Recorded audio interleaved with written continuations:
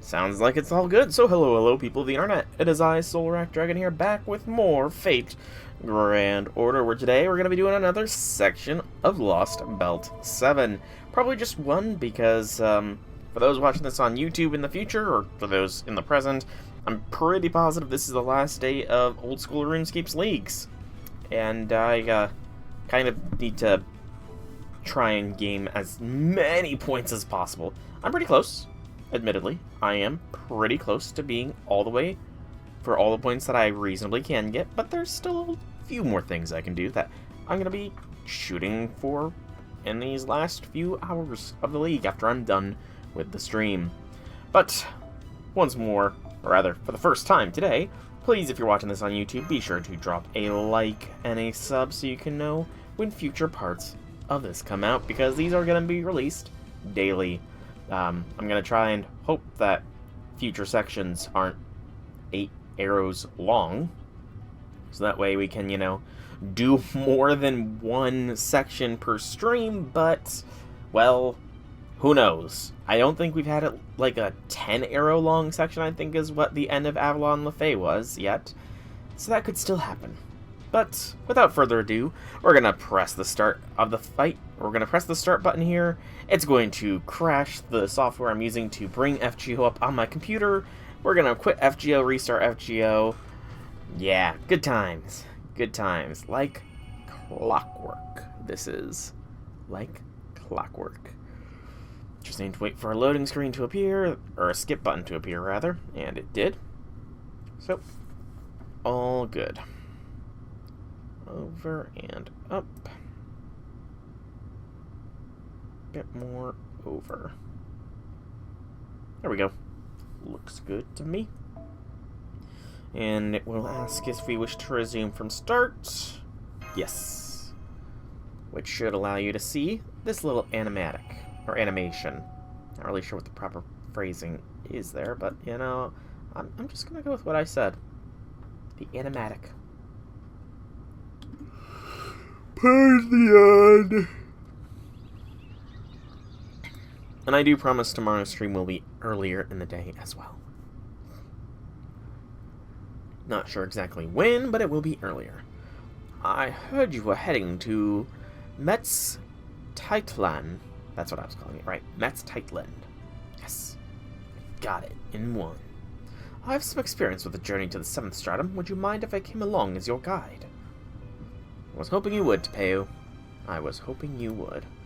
I agree, we won't have anything to fear as long as you're with us, Tapeu. Well, the question is, who's going to be the next guardian of the underworld? Hey, your line working alright? Can you guys hear me? Yep, loud and clear, Monier. Loud and clear, Monier. Yeah, my tongue got tied. Mictlan's magnetic field is pretty strong. In fact, every stratum has its own atmospheric density, magical energy concentration, and background radiation levels. Luckily, over the past few days, Professor figured out a way for our comps to actually adjust their signals to suit the environment. But we still won't be able to contact each other while we're in the underworld, since its levels seem to be similar to singularities in certain ways. Otherwise, we should be good to go. But we could communicate in singularities. So, we should be fine, right? And we should be able to communicate while you're in the 7th stratum. That's great. We'll support you as best we can from here. The Deinonychus brothers! You're leaving too, Lady Nito? Oh man, we're gonna miss you. But I guess you gotta go since it's the 7th stratum. I mean, the 8th stratum's Camazot's hideout. If he shows up again, it's gonna be up to you to defeat him. Take care of Big Bro Soul and Big Sis Mash for us. Of course, that poor excuse for a necromancer is no match for me.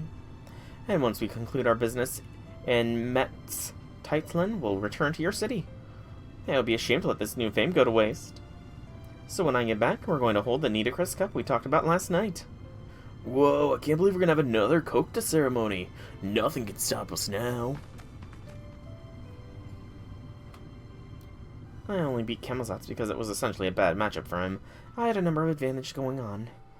But if we were to run into the Talalok, the rain god again, I don't think I could defeat her as I am now. hint at Nito Burrito altar. Good morning. Sorry I'm late. I went down to look at the shops first thing in this morning and I lost track of time. And they were even out of the thing I was looking for. Just goes to show that you should prep for an adventure ahead of time. Not to worry, Kukulakan. I have everything we'll need for camping out. We're all good to go. I've been guiding Solo and Mash since the first stratum, after all.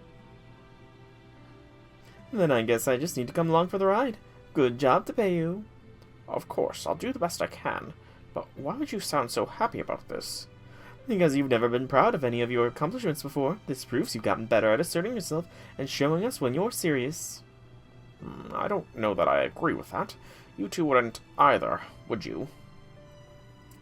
When you adjust... Yeah, you know, that's a fair point. When you adjust your glasses, you clearly mean business. Me too. You may have not realized this yourself, since you're a naturally good, gentle soul. But you clearly feel a great deal of responsibility for the jobs you accept and the results you produce.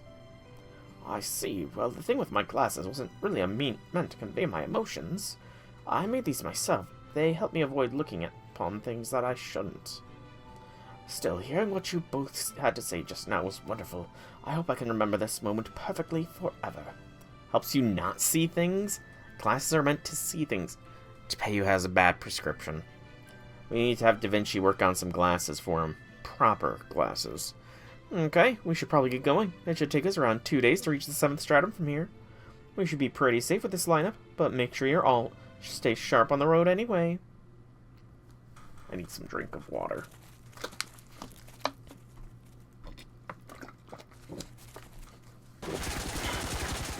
Gunfire. Actual fire.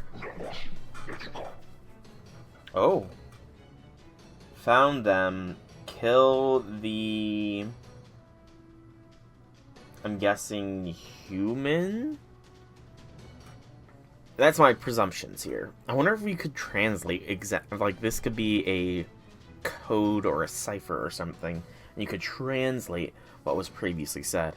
Possible project note here to do it in the future, if it has not been done. Because I mean that would be FOUND, so found them. There is some extra symbols in there, though. Oh, jeez, we're already in trouble. What the hell are they thinking? Are they trying to burn down the whole jungle? I guess this means we've entered their territory, the 5th stratum. Even so, I can't believe they tried to blast us with the fire before we even got close to them. Do they just not care about the jungle or the animals that live in it? Think I just understood a little. You too, Master? I thought I made out some of what they were saying just now as well.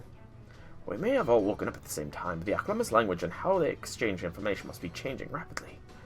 It's incredible how quickly they adapt, especially without the Mala's protection. This is no time to be scoping things out. See that guy? He's the leader around here, the captain of their squad. We'd best take him out right now, or he's going to be a thorn in our side for who knows how long. Alright, you guys better turn that machine gun into scrap metal and pawn it off to Koyanskaya. I mean, I don't think we would get away with pawning a machine gun off, just to be honest. My servant will bring the Nito of Burrito with us, with a sumo power. I think I'm going to bring Gil as well, just in case. And then Castoria. And Mash. Mashu. That's not really a good one for Mash to have, but, yeah. I also have not cleaned out my CEs. Very big note to self. Clear out your frickin' CE backlog. I'm very bad about clearing out my backlog of CEs and stuff. Okay, so... Achas. Let's try and see how Nito Burrito NP does. Beep, bop, boop. And get a BA, or an AQB in this case, as well.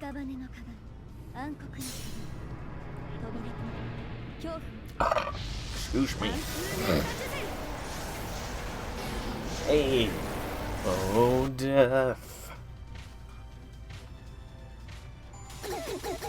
Whoa, okay. Why did they get... What the frick? Why did they get machine gun fire off when they're dead? And it happened after the invincibility provided by Nito Burrito. That's just not fair. Nito Burrito inflicts death upon these fools as well.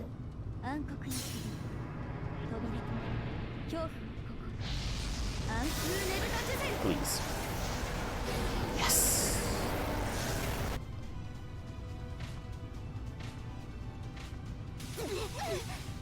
Man, they keep shooting us. It's not nice. Oh. What do you got going on for you, dude? One-man army, NP resistance. Decrease HP for all enemies except for the target when attacking. That's not nice. That's not nice at all.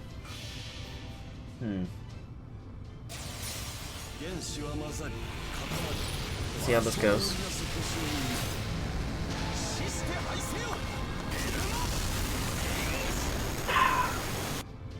That's some scary amounts of NP resistance.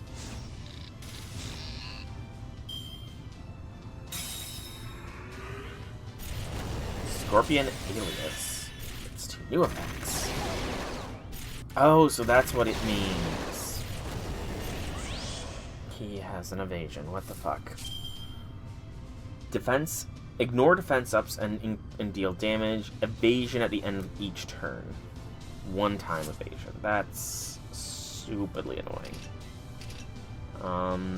Give a heal to Gil. Go an AQB. So that the Quicken Buster have the better crit chances. No dice.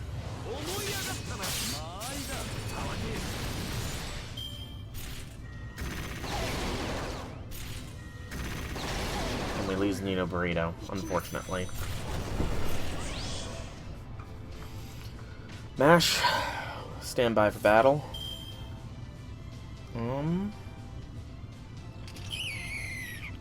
I wish I could give Gil an NP, but I cannot.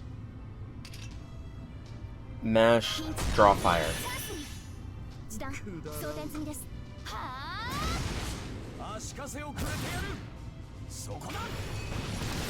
Good. Ready strafe for charge carrying. So it only gets 2 attacks per turn, which is nice, but it is closing in quickly on being able to hurt us really bad. BA Q.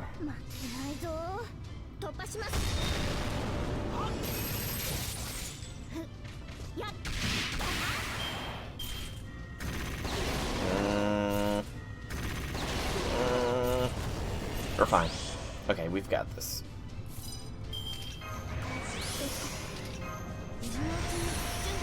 Yeah, we've got this. We got a Brave Chain for Gil even. Let's donate some stars as well. There we go.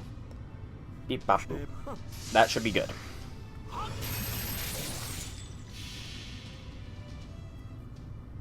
I didn't even use Gil's attack up, that I'm pretty sure was back up.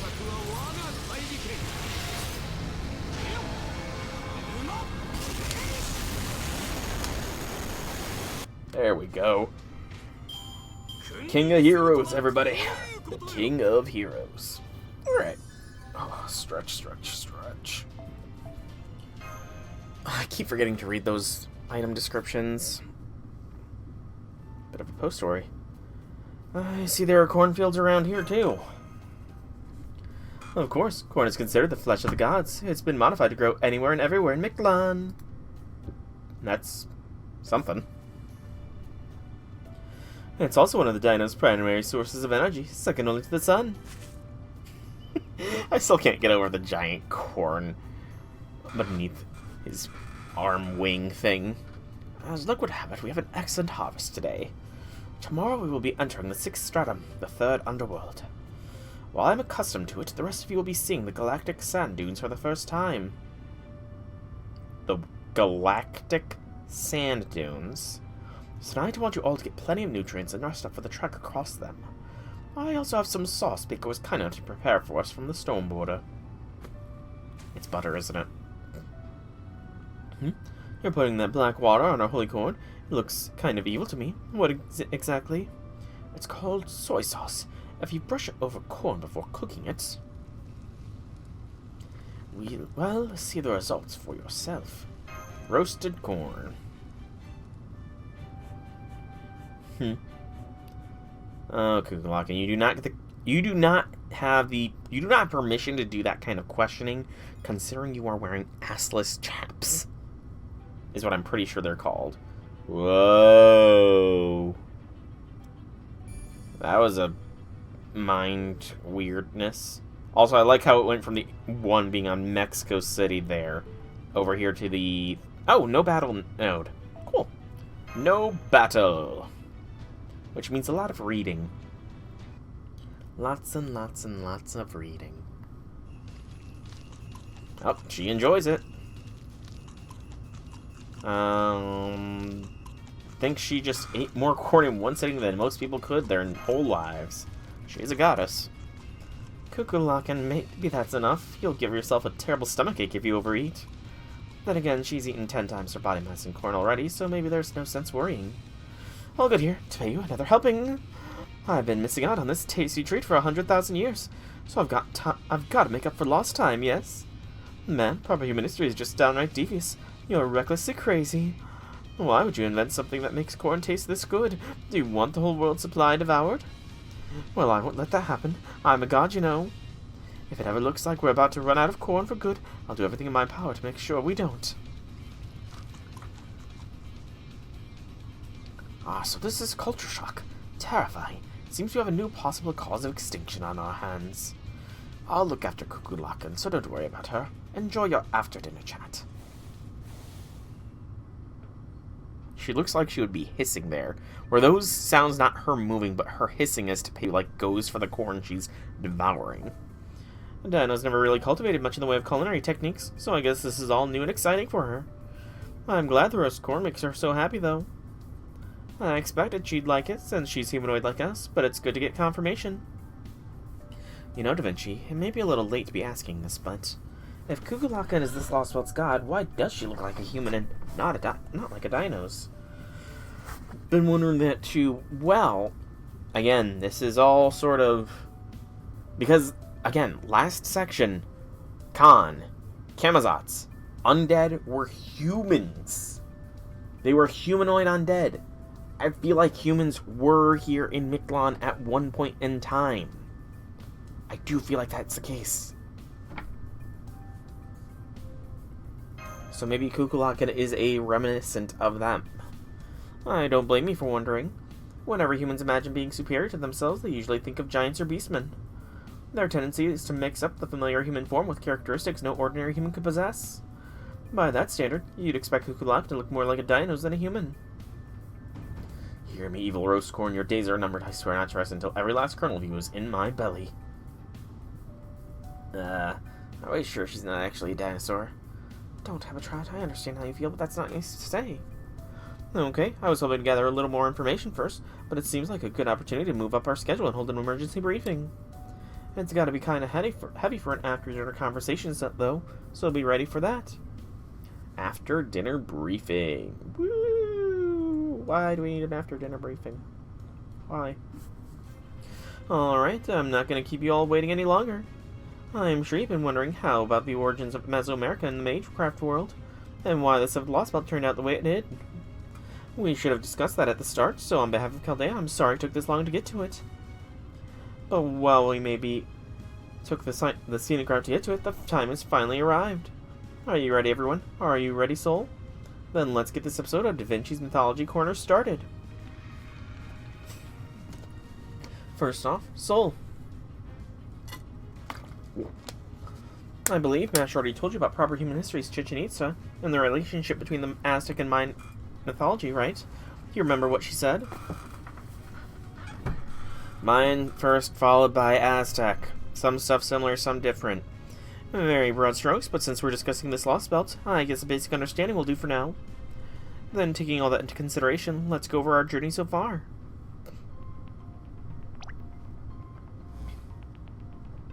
We originally infiltrated the 7th Lostbelt in South America to finally settle the score with the foreign god.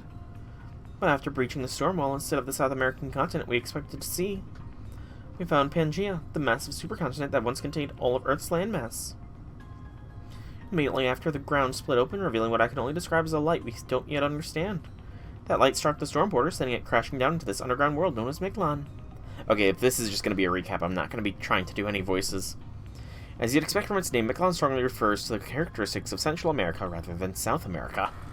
That's most likely because this Lostbelt's roots, that is, the basic underpinning of it, comes from Central America in proper human history. So it would be more accurate to refer to this world as the Central American Lostbelt rather than the South American Lostbelt. True, but its surface coordinates are still in South America, so let's just stick with the South American Lostbelt. I feel like I remember hearing people complaining about that. Now, here's my first observation. Let's dig a little deeper into Central American mythology. In addition to being closely tied with the natural world, Central American mythology also tried to focus on an astronomical perspective that took a great interest in outer space. In fact, there are still lots of depictions of rockets pointed toward the sky that remain in Mesoamerican murals and relics today. Why is that? The Magecraft world has a theory. They think the Mayan civilization's interest in outer space may have started with a figure who already knew plenty about it. As in an alien. Yup, it came from outer space, but it wasn't the kind of creature you're probably imagining.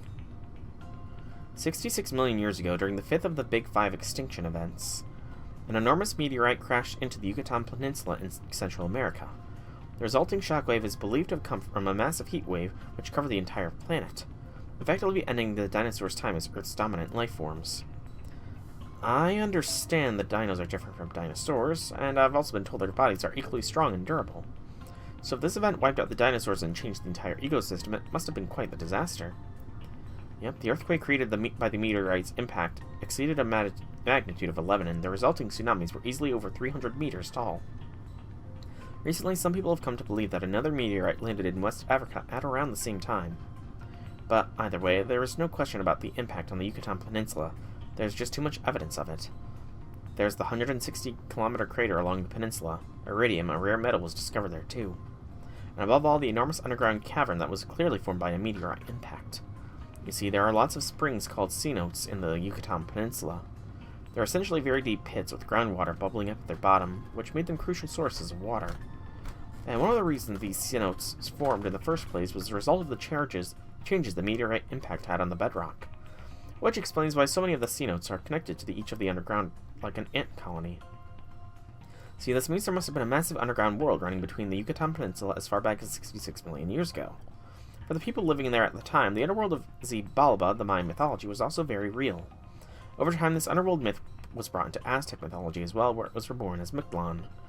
And the Magecraft world believes that the primal fear that the locals had of Mictlan wasn't a product of legend, but because the very real fear was inscribed upon their DNA. So they weren't normal humans? No, they were perfectly normal except for one additional factor. The Yucatan Peninsula meteorite was absolutely chock full of resources. And I don't just mean the kind of rare metals that are nearly impossible to find on Earth. I mean matter or even life forms that didn't exist on Earth at all.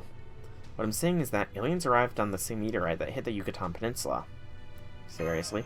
Oh, this is more Quetz stuff. Yep, dead serious. Although I'm guessing calling them aliens might be overselling it. At any rate, the meteorite came with intelligent life form from another planet. We don't know whether they used life on Earth as host bodies like parasites or they outright fused with them. Either way, this intelligent life arriving on Earth resulted in the rapid rebirth and development of advanced life on the planet. What's more, it did so in ways that beings like ourselves, who reproduce sexually, could never duplicate. These extraterrestrials had to multiply quickly over a large area and without pause so they could cover all of the Earth. And the best way they could do that was via the natural world's most abundant life form, plants. This means the beings which arrived with the meteorite weren't conscious beings, but fungi with the ability to store and convey information. They parasitized Earth's plants and helped them develop their seeds. Once humans came around, they were revered as incarnations of nature themselves.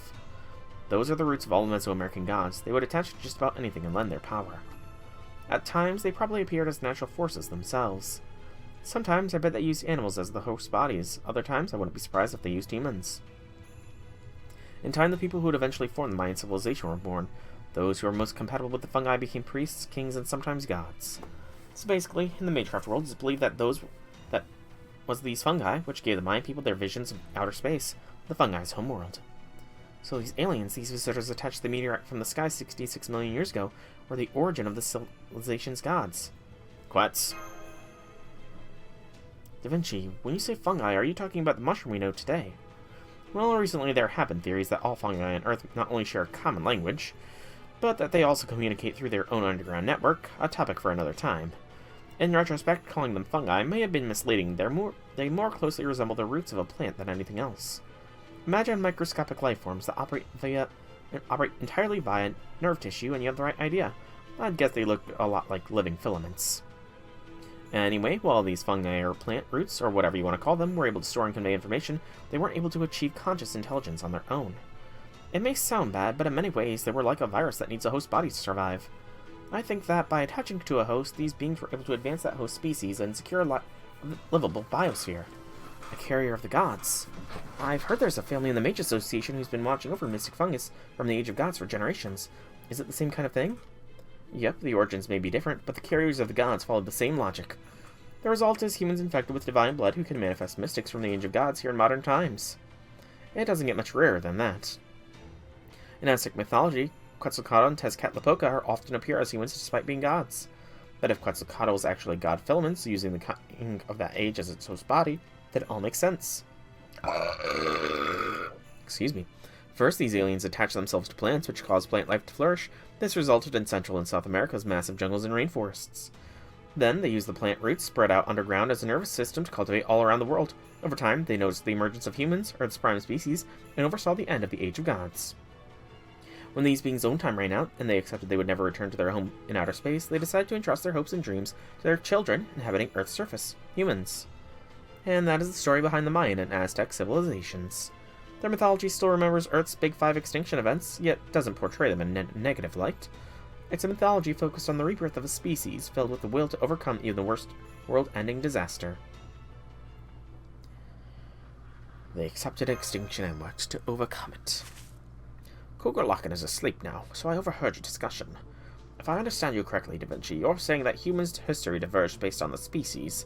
These extraterrestrials chose to carry on their wish to return to their home. In proper human history, they chose humans, and in this South American Lostbelt, they chose the dinos, us. Does this mean this Lostbelt began after the mass extinction event 66 million years ago? If so, this Lost will have the longest history of any of them by far. No, for that matter, it would mean this Lostbelt's prime species has been developing for even longer than proper human history. Yeah, I'm pretty sure that's all correct. But there's still a lot we don't know. It's safe to say the meteorite that crashed into the Yucatan Peninsula marked where this Lostbelt began, but I can't see what happened after that. Why does Cougar-Locken look like humans instead of dinos? Why did this Lostbelt god filaments choose to parasitize dinos and not humans? The dinosaurs would also be wiped out during the fifth big extinction event. So if the filaments were going to choose any species to parasitize, surely would have chosen mammals, the dominant form of life, just like they did in proper human history. I'm sorry, I'm pretty sure I've got at least the broad strokes right. I probably could have inferred a little more if Holmes were here, but this is the best I can do on my own. I see, so you need more information to make additional inferences, Why don't we try looking at it from a different angle? We may not know why the god filaments chose the dinos, but do we know the basis for ours being chosen? Oh, sure, that pretty much is clear. Before I go on, I'd like to come over some facts. Soul, based on the information we've gathered so far, what can you say about the dinos? Their skin has a unique characteristic. That seems more... Well, you noticed? Impressive. I was gonna say, that seems like the best option of them all. Okay, now let's go over the rest of the answer. Of course, they have the same musculature as dinosaurs. They can camouflage themselves like chameleons. They can communicate telepathically. They're all herbivorous, despite the diversity in their species, and they can nullify physical impacts using biowaves. It should be impossible for these traits to have evolved on Earth originally, their high intelligence in particular. I don't mean it's impossible for them to be smart. I mean that most herbivores simply wouldn't be capable of it. It's just not feasible that at their size, dinos would be able to obtain the required nutrients for survival on herbivorous diet alone, which means the dinos must be replenishing the energy they need via different means. Teaching us the sun, they're able to live on water and sunlight alone. Oh, you mean dinos are? Yep, they're conducting photosynthesis all the time, thanks to the god filaments' evolutionary help. As Lostbelt's prime species, the dinos are a hybrid of both flora and fauna. They've been this world's dominant form of life for 66 million years, They're way more advanced than humanoids like us. They're dino plants. Interesting. I can't believe it. I had no idea we were such incredible creatures. You sure are. You all probably don't think anything of it. But you dinos are actually the perfect intelligent life form. Every last one of you is strong, and you don't have to... Sorry. You don't have to compete with each other for resources to survive. In a way, you're just like the vision Kurstaria had for ideal humanity, a species whose members would never need to fight among themselves.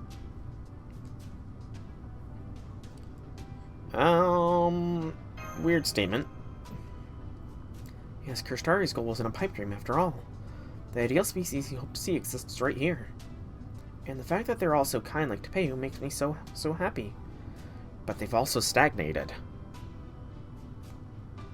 Which is likely what would have happened with Kurstaria's vision.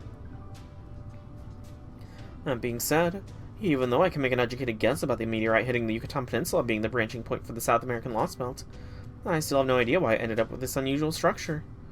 The only way we're going to find out is by going to this observatory, but first... we gotta get to the next checkpoint, the third underworld. Then again, this time we got Nitocris, Da Vinci, and the ridiculously overpowered dinosaur god snoozing away over there. So I'm sure we can handle anything in this place throws at us. Bring it on, I say. Knock on wood, Happy Cat. Knock on wood. Just knocked on wood. Da Vinci's guesses are mostly correct. We did fall from outer space. We did end up stranded on this planet. Kukulkan was fully asleep. In your world of proper human history, we are the ones who instigated the mass extinction event 66 million years ago. But this is a lost belt. In this world, thanks to a tiny deviation in the path, the meteorite that devastated the Earth arrived 250 million years sooner. So 311 million years ago. And that is where our worlds parted ways. It is also where the Mictlan you see here began. For 234 million years, we used our roots to keep the supercontinent together. But then, 66 million years ago, the planet faced its third extinction level event. In proper human history, this is where the old world ended and the new Cenozoic era began. Instead of waiting for humans like you to appear, we chose them to carry on. We chose the prehistoric children who continue to survive so valiantly on this planet, just like those of you who would later be born. Interesting. So, Kukulkan, or rather, all the god fibers arrived far earlier, grew attached to the dinosaurs who lived for so long, so when the third extinction event happened, the third extinction, because the fifth extinction became the first, so when the third extinction event happened, rather than Pangea, well, Pangea never broke apart because they kept it together. Everyone else is still asleep. Oh, you woke up. What a coincidence. So did I. Since I'm up anyway, I decided to give Habitrot a break and keep watch for her. I was just... Sorry. I was just admiring Mictlan's night sky. Go get some more sleep. I've got the lookout stuff covered, yes. ... You're not going to go back to sleep? Then would you like something to drink? You need to stay hydrated, right? No? You want to know how we're seeing stars even though we're deep underground? Well, unfortunately, Mictlan's night sky isn't actually a window to outer space. It just looks like one. The stars we're seeing are just modeling using the photofluorescence to imitate what the real night sky of so long ago looked like. The only real celestial body here is the sun. And even that's technically a fake, since it's actually a really tiny artificial recreation of the real thing. Well, I've been imagining things, but... Yes. You weren't actually asleep earlier, were you? Well, you saw right through me. I didn't think I was really my place to speak up there, so I figured pretending to be asleep would be the best way to not interfere. I mean, the whole conversation would have come to a screeching halt if they'd asked me to weigh in, you know. What do you think, Kukulkan? How did Mictlan end up like this? I wouldn't have known what to do if you had asked me those kinds of questions.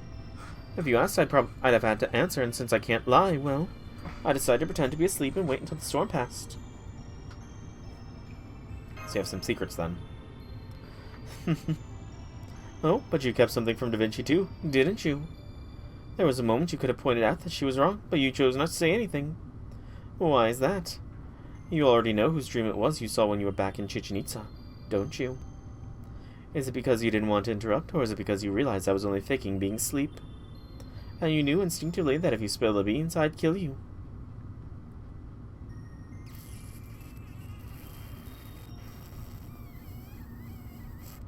Oh, we saw the meteor. We already knew about the meteorite impacting. I forgot because it was so long ago, but yep, that. Sure, we act smart.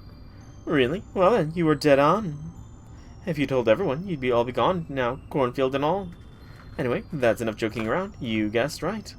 That dream you saw came from the Mala, the god filament rooted here in Mictlan. I don't know how you ended up harmonizing with Mictlan so well, but you didn't do anything wrong. So there's nothing wrong with telling everyone what you saw and even discussing it with them.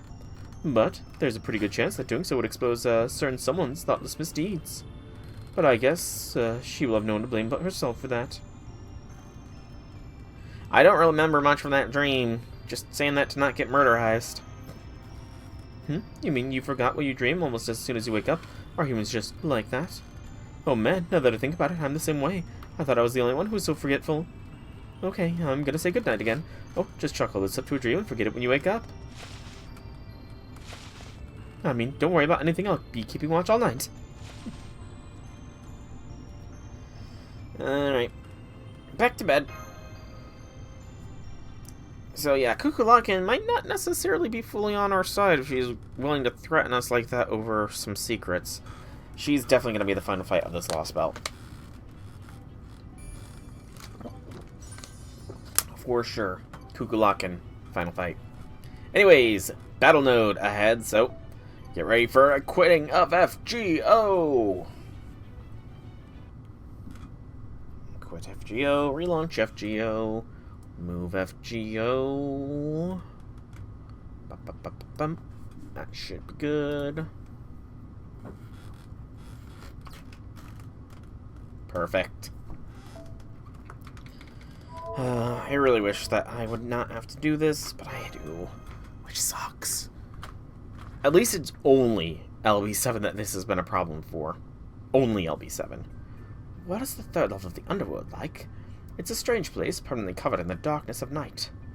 There are gentle breezes, lots of oases with clean water, and a starry night sky that stretches on as far as you can see. The only downside is that dinos can't stay there long given the lack of sunlight. It's only desert in Mictlan and a very peaceful place for stargazing. A desert at last familiar terrain. Now you're starting to speak my language. The desert is indeed beautiful at night. I can even teach how to use the stars to navigate there. But the reality is, it's a whiteout. Nope.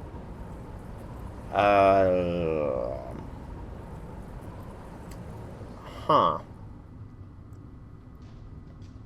Well, I mean, we knew it would be different. We knew it would be different. Gobsmacked. What in the world happened here? What about the stars? Stargazing! Well, this is embarrassing. I think I'd give up. Endless grains of sand everywhere you look, arid air without a hint of moisture, heat more oppressive than the jungle. Mash, could you tell me exactly what the current temperature is? 80 degrees Celsius, 176 Fahrenheit, I see. That could dry up dinos in a few days. I'm sorry, 176 Fahrenheit. I like it warm, but that's maybe like 90 degrees warmer than I like it. Frankly, I would like nothing more than to go home, but don't worry. We have a specialist with us. Nidacrus, please do something about this. What do you expect me to do? This isn't a desert, it's a hellscape. Even if we shrug off these sandstorms, which may as well be barrages of needles, there's still the air which is hot enough to boil water. And that's not even mentioning that weird gravity. An oasis won't do us any good if it's floating up too high for us to reach. But you can still float up there on the wind, no? Mash told me how you are the incarnation of the god of the sky. Given all your knowledge of the desert and your ability to fly, I can think of no better god to entreat for help. Please. I mean, yes, I am, but floating on winds this strong would be, that'd be suicide. I don't recommend flying around here or even jumping too high, no. In addition to the strong wind, everything above 400 meters is a vacuum with no gravity. It may look like a clear blue sky, but it's the same as being in outer space. Exactly. Thank you, Kukulkan. I knew Mictlan's god of the wind would understand. The sky in this level of the underworld is no sky at all, and since outer space is well beyond my jurisdiction, we'll just have to hook with it. This hasn't been exactly a huge shock. Right, based on what we saw before, it's a good bet this level of the underworld will also have changed to be much harsher and difficult to cross. So let's just focus on making safe, steady progress. So this must be where we're going to see Nito Burrito alter. Because Desert, Nitocris, and we did summon 3 servants, so... Hang on, we're not going to be reaching the oasis anytime soon, right? We should turn back. Servants might be fine, but Soul won't make it an hour out there. Your Mystic Coat's temperature regulation was just barely enough even in the jungle, right, Soul? So trying to cross this desert is going to feel like trekking through a steam bath. Your canteen will be empty before noon. What are you going to do if you collapse out there? Good point, Habitat. I agree. We should go back to the jungle for now and stock up on water, then... Excuse me. I don't see the jungle we came in from anymore. Is the sandstorm just blocking our view? Well, I hope that's all there is to it. Hang on, let me send a typhoon out to look. Meanwhile, we should stay together so the sandstorm doesn't separate us. Hold hands, grab onto each other's clothes, whatever you need to do. We're already lost in the desert, aren't we? Typhoon's back. What'd you find out, Da Vinci? Bad news. She couldn't find a way out of the desert. Somehow, even though we'd only just arrived in the jungle, we're out in the middle of the desert. So this is the Underworld's trial, then. But making sure Senpai has enough water is a matter of life and death. If we could at least mitigate this heat somehow. Yeah, I'm against continuing on like this, too. Damn it, I let the cool environments in the first and second Underworlds lull me into a false sense of security. I should be able to generate some water, but as hot as it isn't going to save Solar to pay from heat exhaustion. I didn't think it was going to be this bad either. Damn it, I knew I should have gone around all the shops a little more. If only we had a yellow cucumber from Chichen Itza, we would have been able to regulate Sol and Tepei's body temperature. It's not your fault, Kukulakan. Almost nobody uses yellow cucumbers these days. Only a very old shopkeeper would even think to keep them in stock. David.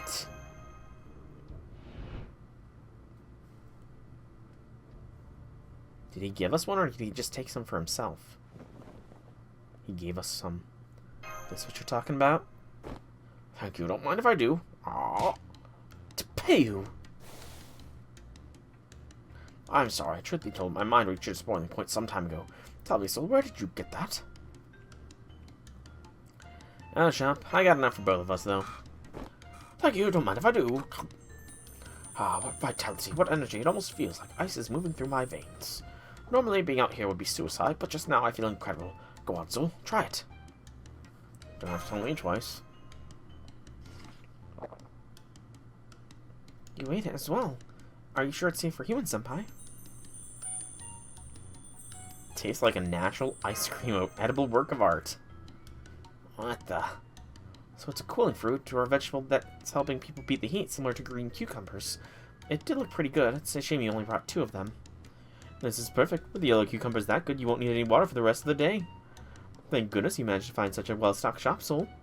And of course, great job making sure you're prepared for anything. Actually... She would just sent me an alert. Hostiles. Please be careful, everyone. Heat signatures are burrowing through the ground toward us. Worry not. Any demonic beast that lives in the desert is subject to my jurisdiction. This time for sure. I, Pharaoh Nitocris, will take the lead here. The rest of you fall back and save your strength for later, just in case. As for you, Sol, now that the fruit adequately hydrated you, I'd like you to help by throwing some simple heroic spirit summons. Since we're in the underworld boundary, should be no issues. Or... it doesn't work. Lovely. So it said you prepare your own party beforehand, but we don't actually do that. It's just Nitocris, isn't it? Yep. Mine or support, we're going to go with mine since my Nitocris is 10-10-10, and I can actually give a better CE. Let's roll. Ooh, good neck pop.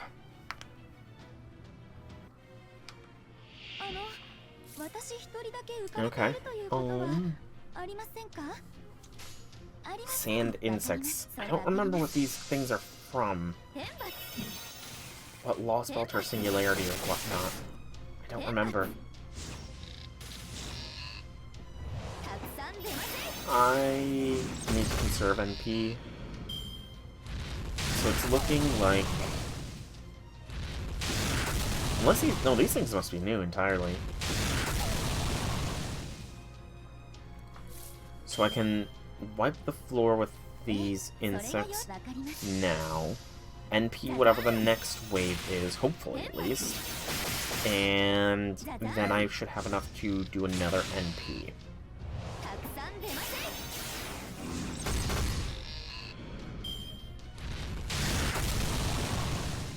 Okay, we're fine.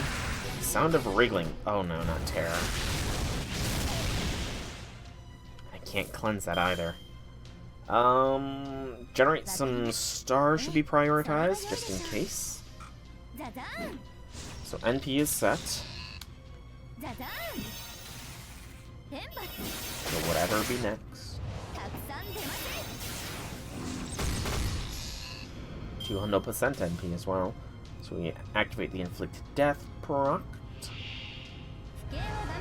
Why isn't there backup? Good question, Nito Burrito. Good question that I do not have an answer to. Yeah, I don't have that answer.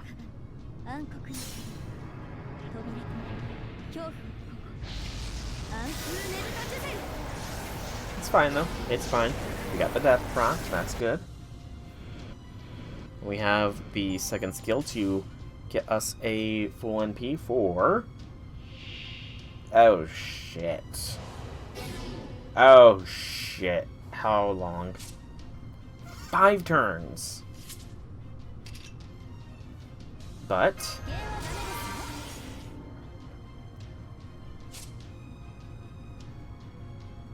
NP seal. Remove debuffs. Why are you built upon a throne of lies, game? Why?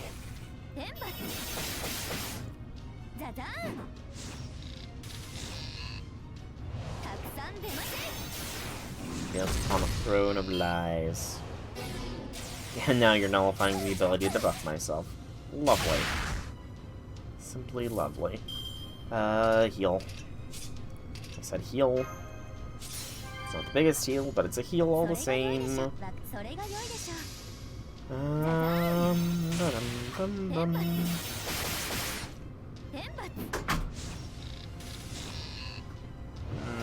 This is gonna be tight. Another big intimidation does nothing though, which is good.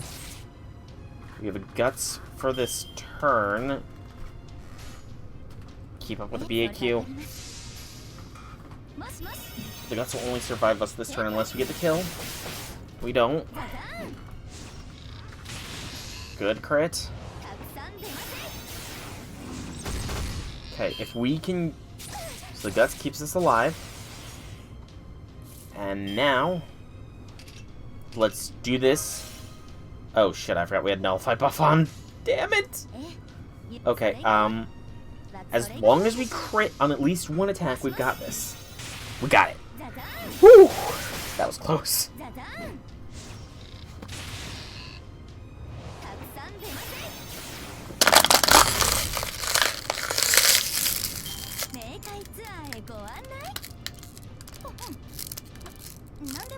That was too freaking close.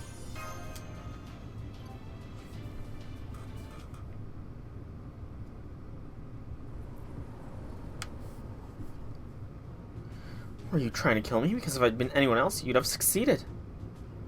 The summoning ritual just kind of stopped, unfortunately. You weren't able to summon anyone. Didn't you say you could summon any heroic spirit you want when you're in the underworld? Forget insolent. Failing to summon aid here is downright incompetent. I appreciate your faith in my abilities, but you're wildly overestimated me. I'm afraid you're mistaken, Nitocris. I was right here. I saw the whole thing. Some summoning ritual did go off without a hitch, but there seemed to be something external nullified it before it could work. I'm guessing it has something to do with the rule that's unique to this level of the underworld. Oh, I didn't realize. A summoner who lost the ability to summon is like a bird who lost its wings. As a caster, I understand your frustrations. Forgive me, Soul. I shouldn't have yelled at you when I didn't have all the information. And as a fellow worker of spells, let me offer some advice. Don't mistake your inexperience for weakness. No one is an expert at everything. When things are truly bad, bemoaning your situation only makes it worse. Next time, I want you to try taking a deep breath, moving a few steps in any direction, and directing your mind elsewhere away from your concerns. Thank you, Nitocris. Sorry you had to fight all by yourself. Don't worry about it. Those desert insects were no match for me. They may have caught me by surprise at the start, but I got used to them. Now I can handle 10, no, 100 easily. Say, that's right. As a pharaoh, you used to command the Sphinx. You should still have that same authority even here in Mictlan's underworld. The Sphinx is actually a gift from Pharaoh Osmandius, but I'll just keep that part to myself. All that aside, the fact your summoning ritual was aborted like that is pretty concerning, Soul. I'm not too worried about us for the moment, since we have heavy hitters like Nitocris and Kukulkan around. But you not being able to summon her other heroic spirits worries me. What kind of rule could have Habitat? What is it, Habitat? What are you gawking at like that? Look, look, look.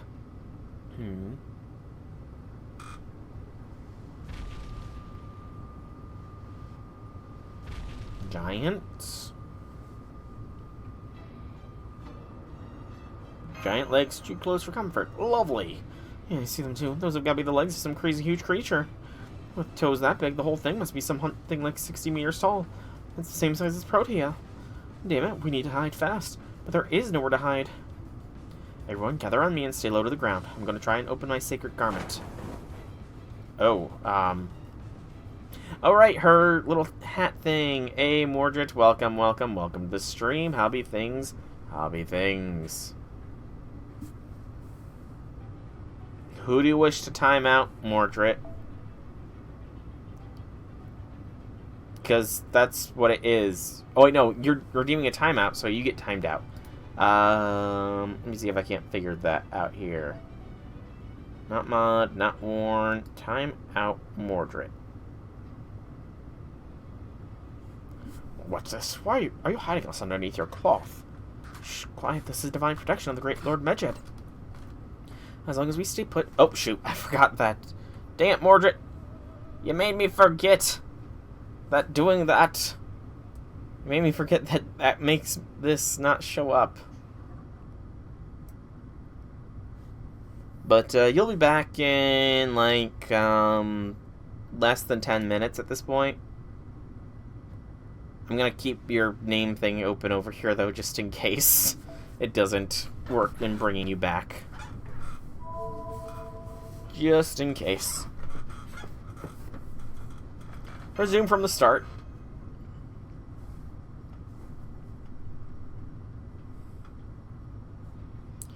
What's this? Are you hiding us under a cloth? Shh, quiet. This is the divine protection of the great Lord Medjed. So long as we stay put, that creature will never see us. You should give us a chance to see what's going on. Does this mean you were Lord Medjed all along? Of course not. Such insolence. Besides, Lord Medjed doesn't have a secret identity, no matter what he looks like. Right. Well, anyway, thanks, Nitocris. You really saved our bacon. What a great little portable camp. They should let us catch our breath and see what's going on outside. Now, where's the Shadow's owner? I can't really think of any other giant servants we've summoned that would be connected with death. Looks like it's still close by. Guess we'll just have to wait here until it leaves. But first, is everyone okay? Oh yes, I'm fine, though I'm endlessly fascinated by this mysterious space in which we find ourselves. No issues here. I'm not injured either. I was just so shocked that I forgot to use my spirit form. How about you, Kukulkan? Oh, sure. I wasn't surprised at all. In fact, having you worry about me has put me in a good mood. Alright, this seems like a good time to talk as long as we keep our voices down. This is the third level of the underworld. Kokohakui. It's a world of endless desert, strong winds, and zero gravity. I'm guessing it corresponds to... Penquetlakaloyan. I probably butchered that. The fifth level of Mictlan and Aztec mythology. That word, the underworld composed of a massive desert region. It was believed to contain 8 oases, but were also home to strong winds which would blow away anyone attempting to cross. The dead would cling to trees so as to not get swept up into the sky, and were said to have flapped like flags. You're right, that does sound a lot like this place. So far to make our way through this newly transformed level of the underworld, we'll have to cross 8 oases. You mean like that oasis floating in the sky? I can fly a little bit myself, but I definitely couldn't fly up there with all this wind. And that's not even mentioning the area with no gravity. The moment we get into higher altitudes, we won't know which way to float. I don't understand. Gravity is a force of attraction, yes? So how could you lose track of which way to go when there's no gravity to attract you? One of the key laws of the universe is that light things are attracted to heavy things. So in the strictest sense, it's not really possible to go somewhere without truly without gravity. In situations where you're floating in what's usually thought of as zero gravity, it just means some other force is canceling out its effects. For example, even in outer space, light things will slowly pull towards heavier things. Based on what we saw, I think we'd be able to fall towards the oasis landmass if we made it up that high. However, Habatron's flight ability only lets her alleviate the force of attraction being exerted by the land she's currently standing on, so she can't float above ground unless she's touched that ground at least once. I see. So for her to fly to that oasis, she would first have to fall towards it, then splat herself on its ground. Then you really have to put it that way. Also, I can totally float once I get near the ground, so I might still be able to save myself at the last second. If we compare Habatron's floating ability to our rate of descent... No, never mind. May I ask you all what would be the heaviest object you are aware of in your vicinity? Oh, that's easy. On Earth, it's got the approximate mass of 6 sextillion tons. With numbers like that, it's no wonder airplanes would fall towards the ground no matter how far away they get from it. But here we can escape the pull of Earth's gravity if we can get 400 meters above the ground, right? I know we said that was dangerous earlier, but couldn't it also help us get closer to the oases? Only if we had a way to navigate those strong winds. Neither Habatron nor I can do that. So we should stick to the ground and look for a safer way up to the oases from here. What if we just wait for the wind to die down? I wish we could, but this place is based on an underworld from proper human history, right? So I don't think that'll ever happen. Also, there's no telling where that giant might step on us. Right, we can't stay here forever, but don't worry, Habatron. We have Nidacris here with us, and she knows all about crossing deserts. As I've told you twice now, I can't fly in these conditions. As a fairy, you can trust that I'm telling you the truth. Excuse me. So I'm in the same boat as the rest of you. Now, can we discuss this like adults? Uh-oh. What are we about to do? Can't we at least draw lots to choose who leads the way? Isn't Chaldea's approach all about fairness, my ally? Yeah, it is. And fair is letting the best person to do the job take the lead. So we are stuck with Nito Burrito. Okay. Mash is also being forced on us. And we can choose Habicat or Da Vinci. Both of which are apparently at disadvantage. Da Vinci. Let's roll.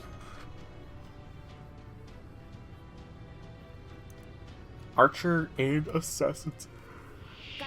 The bugs again. It's the bugs.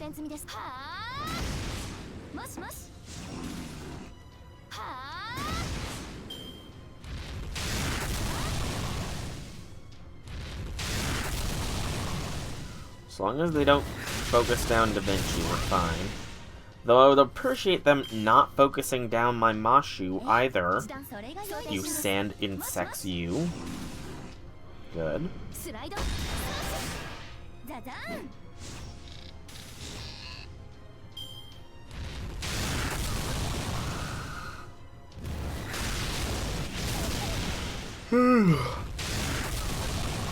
Yawns.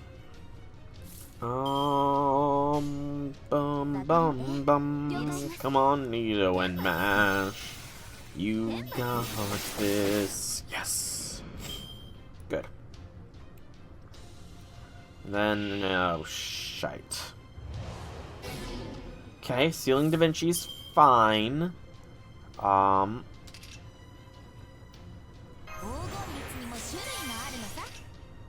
Sure.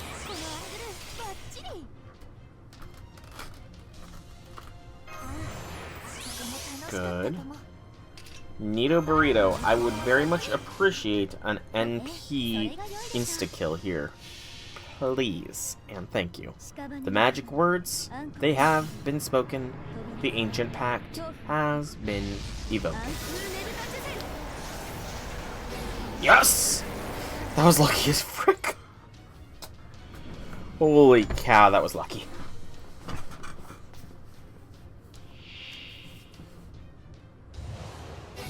Another one. Game. Alright. Let's see if we can get a back-to-back. Fingers crossed. Please.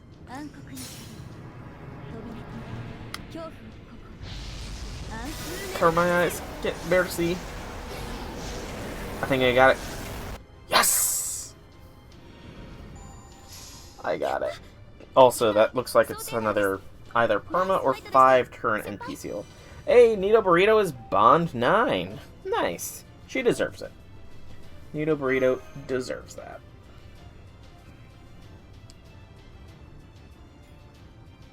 Wow, a battle node with no post. The next node is another battle node. So, ready to reset FGO. Reset FGO.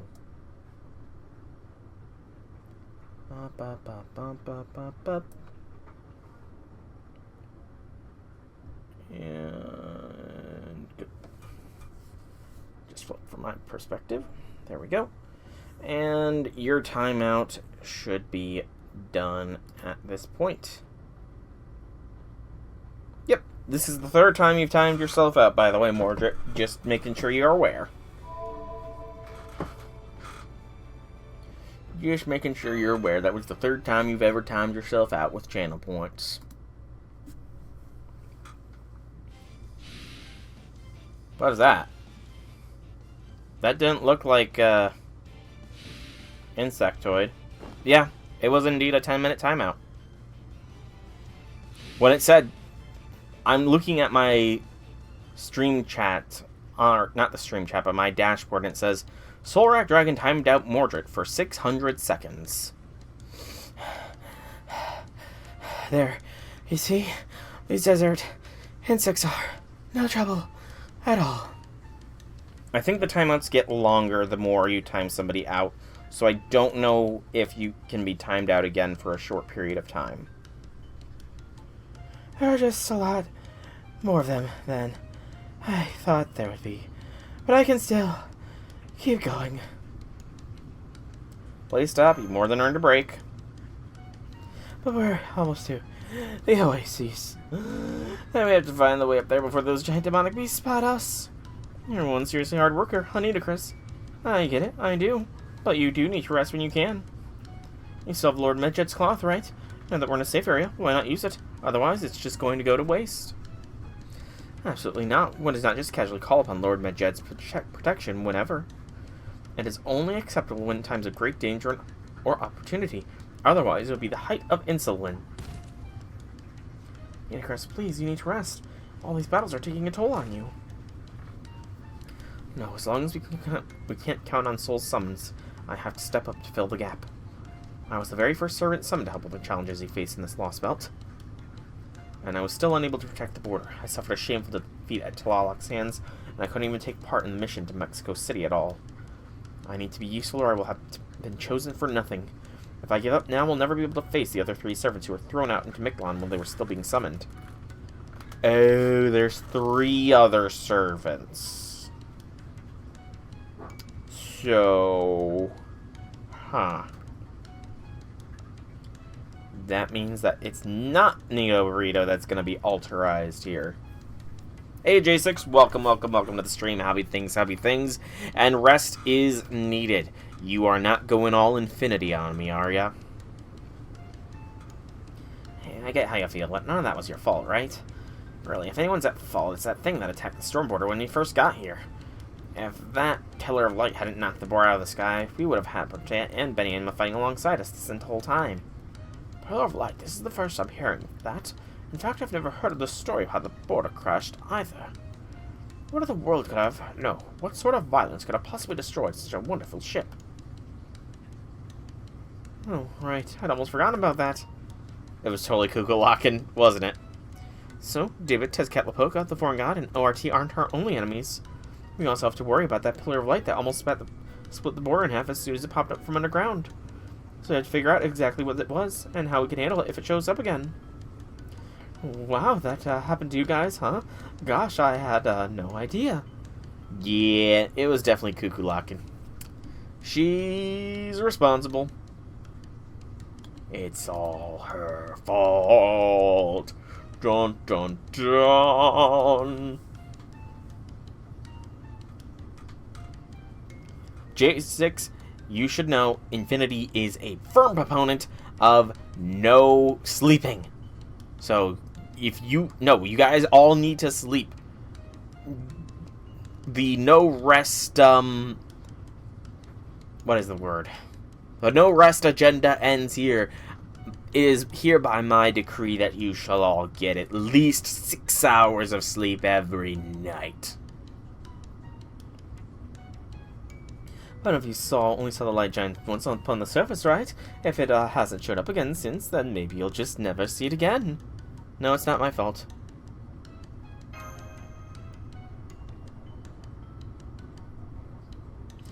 Cuckoo Lockin', what did you just say?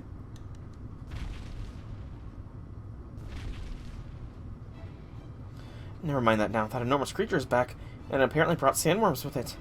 Lord Medjet's protection won't be any use against those. They rely on vibrations to detect their prey. I'll have to get rid of that before that giant shows up. So, to pay you two stay back with Nitocris. As soon as Mash, Cuckoo Lockin' and I finish taking care of the sandworms, I'll take shelter under Nitocris's cloth. Got it? She's right. I'm too exhausted to handle even a single sandworm. If I were to lose and make trouble for everyone again, like I did against Tawalog, then... No, we don't got it. What are you so sheepish for, Nitocris? You are the queen of the great nation, right? Are you really going to let a defeat or two undo you? Is that all you people of proper human history are made of?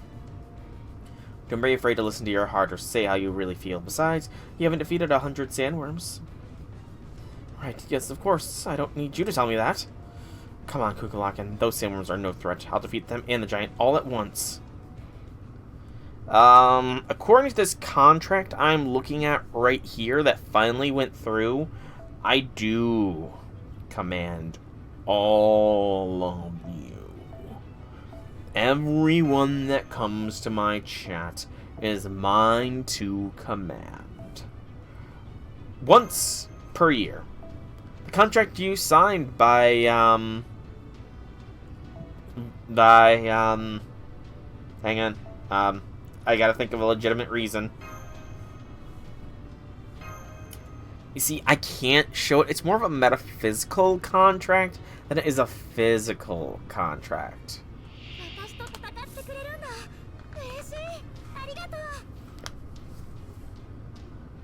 Okay, 3 waves. Cuckoo Lockin' is NP sealed. Can you give others NP gauge? You can.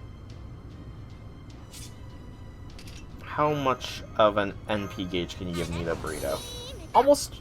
Okay, that was a pretty good NP gauge. So focus that one down.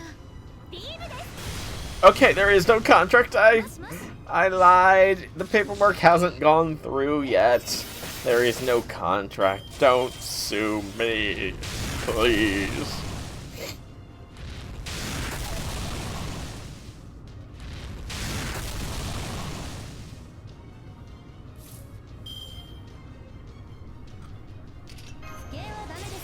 Instead, look in awe as Nito Burrito inflicts death upon 3 more enemies.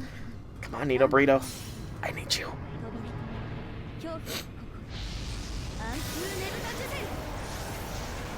Yes! 3 more deaths inflicted upon mine foes. Nito Burrito is a death machine. Oh wait, yeah, I might be able to inflict death on this. Might is the key word. But how be things, J6? How be things? In all seriousness, since you... Enough of the little skit, how have things been on your end? How was your day for you?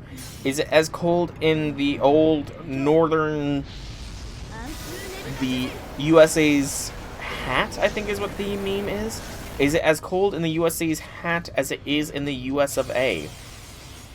Where the wind chill has it like minus 10 degrees outside.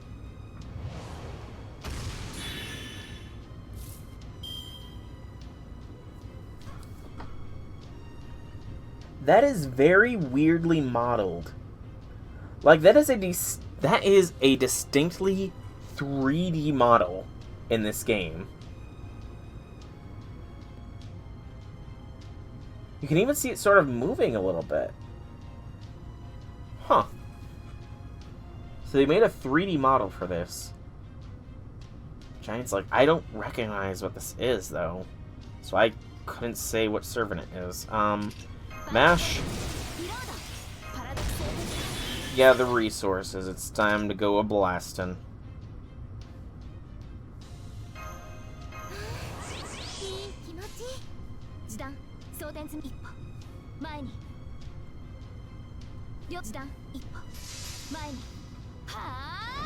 $50K crit, not bad. Not bad at all.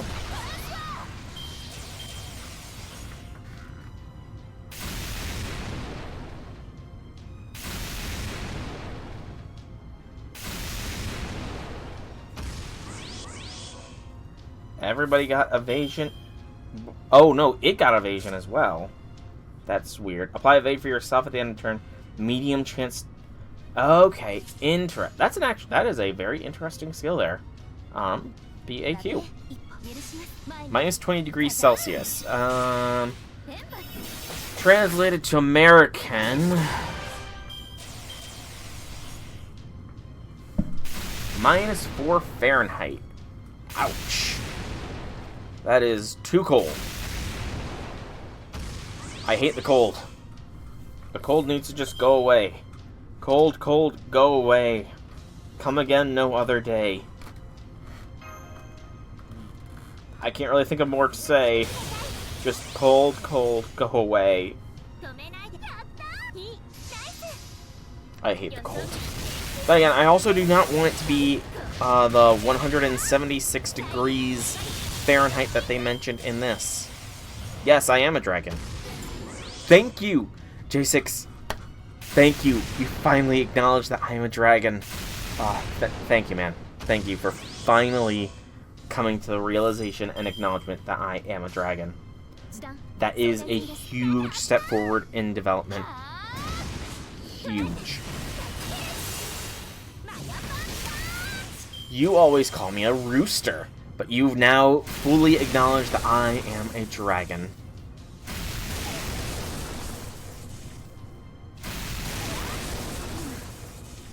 Bye, Nitocris. He's a fake demon lord. I mean... No, I do not have rooster blood. There is no blood of the rooster inside of me. I am a dragon. 1,000,000,000%.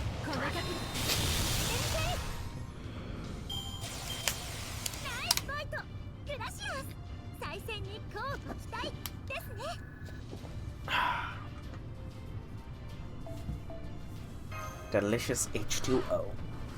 I'm not a rooster dragon. I don't have feathers.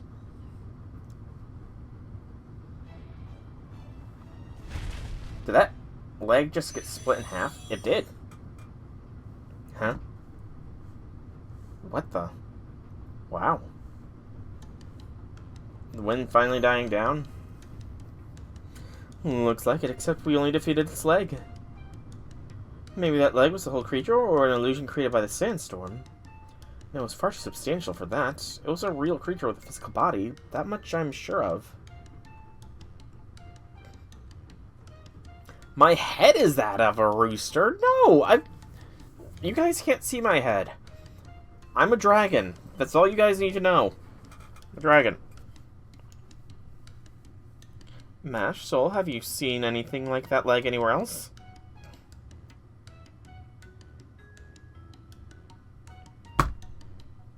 You gotta be kidding me.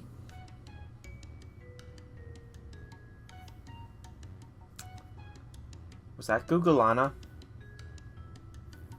Are we dealing with Ishtar? Why? Why are we getting an Ishtar altar when we don't even have a Summer Aresh yet in NA?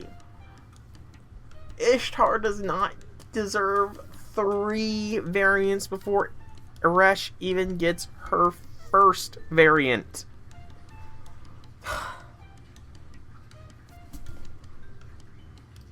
They're being mean. Why do they bully Eresh?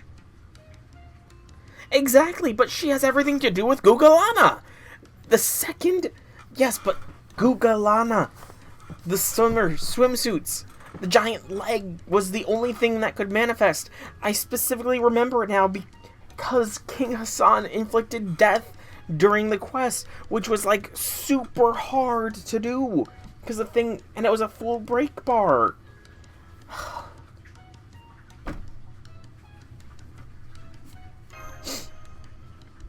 How bizarre. I do still have questions, but it's wonderful to see that our 2 biggest threats are gone. That mysterious giant creature of unknown origin and strong winds that suddenly stopped are no longer an issue. Now we can cross this underworld without any further concern, well apart from securing water for Soul. Even after the yellow cucumber, I can feel my mind beginning to slow down.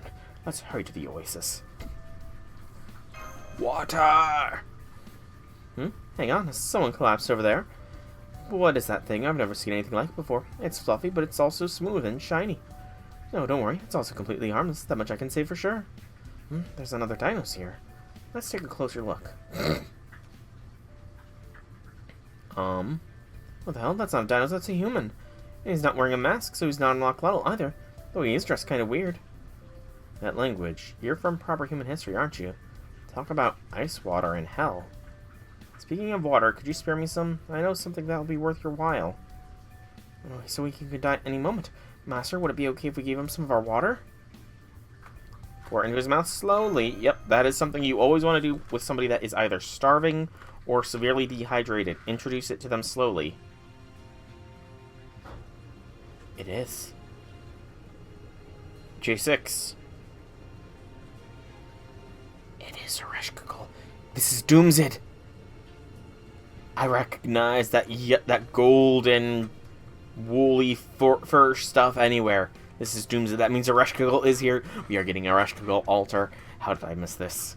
I know about Summer Eresh. How did I miss about Ereshkigal altar? I guess if it's a Lostbelt thing, that's not too surprising. But ow! Thank you. I feel much better now. One day I'll repay the water you've given me. Although, from the looks of you, I take it water's the least of your concerns right now. Same for me. But I bring you good news. Now that I have met you all, I see genuine hope for world peace. I'm certainly not about to let this chance pass me by. May I ask your names? I promise. I won't misuse them. Why don't you go first, leader? Well... So you're the runaway soul. I feel like I've heard that name before, minus the descriptor, of course. That's my little contribution. Your boa piglet, Mashu, reflecting Tepeyu, Precocious Da Vinci, wind-up Habitrot, hapless Nidicrus, and I don't know what to make of you, Cuckoo Lockin. So 5 out of 7 of you are combatants. Does this mean it's finally time to save the world? Boar Piglet? As in those adorable little creatures? I'm honored, but why Boar Piglet? I'm fairly sure I'm not wearing boar fur or anything like that. Just going off first impressions, really. No deeper meaning in any of it. So where are you all off to next? Going up to the 5th stratum or down to the 7th? Before we tell you anything more about ourselves, I'd like to hear your name and why you're collapsed out here. I mean, just look how obviously shady he is. I can't tell you my name. It would only make trouble for you if I did, but I can tell you why I collapsed. I used to be this underworld's caretaker. It was my job to cultivate it. Then one day I woke up surrounded by light, and a certain self-centered goddess ordered me to turn this desert into a veritable paradise filled with flowers and sheep. That's just unreasonable, isn't it? Don't you feel sorry for me? Of course you do. Still, I'm a very good caretaker, so I set about fulfilling her demand. I grew flowers all over the desert, and to substitute for sheep, since Mictlan doesn't have any, I fed sandworms until they grew, well, nice and large. So you're the one responsible for those? Does my agricultural acumen surprise you? Me too, actually. So we're even there, that aside. For a while things went well enough, life was slow here in the underworld, but then... I heard loud flapping wings and looked up to see a very suspicious Batman flying this way. You mean Camazotz. I'm sorry, I don't recall his name. There's very little space in my mind for men's names. I do remember this Batman had a very friendly laugh. Ah ha ha, this and tee-hee-hee, that. Then he spoke to the self-centered goddess, and she transformed into a really scary goddess. You want to know what he made her scary? Well, she wasted not a second before attacking everything around her, the Batman included. It was so bad the Batman got irritated and flew off. You see, terrible goddess. So she even gave Camazotz trouble, and he's the greatest symbol of fear in Mictlan. That's not all. The scary goddess then drained all the magical energy out of the flowers I'd worked so hard to grow and turn this place back into a desert. Then she made the Heavenly Echo Shrine and began using storms to rule over this underworld. So she made the anti-gravity zone up there too? Yes, sir. The storm around here disappeared when you defeated the Heavenly Echo Shrine. If not for that, we wouldn't be having this conversation, and that concludes my explanation. I guess that was pretty complicated for you, huh? Made it summarize. It'll cost extra, though. No, that's okay. Now we know that this scary goddess is the underworld's guardian, and that the shrine she made is what's causing the sandstorms. So are you one of the goddess's attendants, then? If you were able to turn a desert into a flower field, you must be very knowledgeable and have extraordinary magical energy. Attendant. That sounds nice. Attendants at least get the carrot. I, on the other hand, only get the stick. Are you Doomsid? Stop right there, please. Let's just get back to business. Now let me get another look at you. Will you tell me where you came from and what your purpose is? I still don't trust you, but I guess we're not going to get any further unless we talk. We're from Keldea. You're a heroic spirit from proper human history, right? Then you should know why we're here. Right now, we're headed to the 7th Stratum along with Master Soul. The sandstorm was giving us a lot of trouble, but now that it's gone, we're just about to try and reach that oasis. I knew it. You think you'll find an exit at the oasis, but I'm afraid you're mistaken. Nobody who enters this underworld can ever leave, and any who reach that oasis will be even more trapped here. You're very lucky to have met me before you headed there. Please, follow me. I won't let your precious combatants throw their lives away. What do you mean nobody can leave? No, that's not important right now. What's important is my safety and all of your safety, which guarantees my safety. From the oasis, she can see us down here. She'll know you're intruders now that you've destroyed her shrine, too. So we need to get moving. There's a cavern I made in a secret. We'll head there. Yeah, it's Doomsid. This way, I promise you it's very pleasant for a cavern. Yes. I saw something I recognize on that back. We do see a lot of backs over the course of our lives. The back of a childhood friend moving to the big city, the back of a lover breaking up and moving out of your shared home. They're both beautiful backs to watch as they leave. But if human backs have one thing in common, it's that they all look like human backs, so it's no wonder mine is familiar. It was Doomsid. How do you know that name? I must say I don't care for this prying detective act. Everyone has dirty laundry if you look hard enough, especially when your clothes are made of wool. Dirty laundry? Are you sure you didn't need bad credit, so you've finally shown yourself, Doomsid? I'm picking up a magical energy signal overhead. It's an A+ rank spirit origin. A divine spirit. What's she look like? Ooh. Ooh. Ooh. Goth Gyaru look. I like it. She looks like a Goth Gyaru. Are those the intruders who destroyed my shrine? You should be honored. Most intruders aren't lucky enough to have had the goddess of the underworld herself squash them under heel. Oh, and of course, I'll be squishing you too, sheep god. Nice try with your obvious little rebellionist act. You should have stuck to what you know. Did you really expect kindness and forgiveness from me? Unfortunately for you, I'm not a Reshkagal anymore. I'm Ninkagal, the true, cruel, cold-hearted, less vicious goddess of the underworld. All who enter my garden become my property, and prepare to be captured and used for slave labor. Aw, Arash is trying to be all tough and mean. She's probably still a sweetie, really, deep down. She is waifu, after all. Alright, another battle node that we will start up. In this quest, you'll be defeated if Kukulakan is vanquished. Interesting interesting condition there. Quit, relaunch. Drag it up, and over.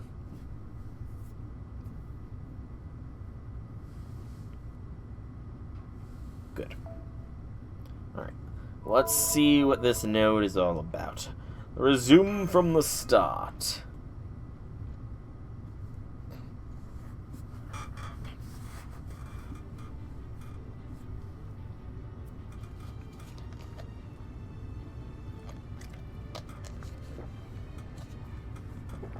Let's beat.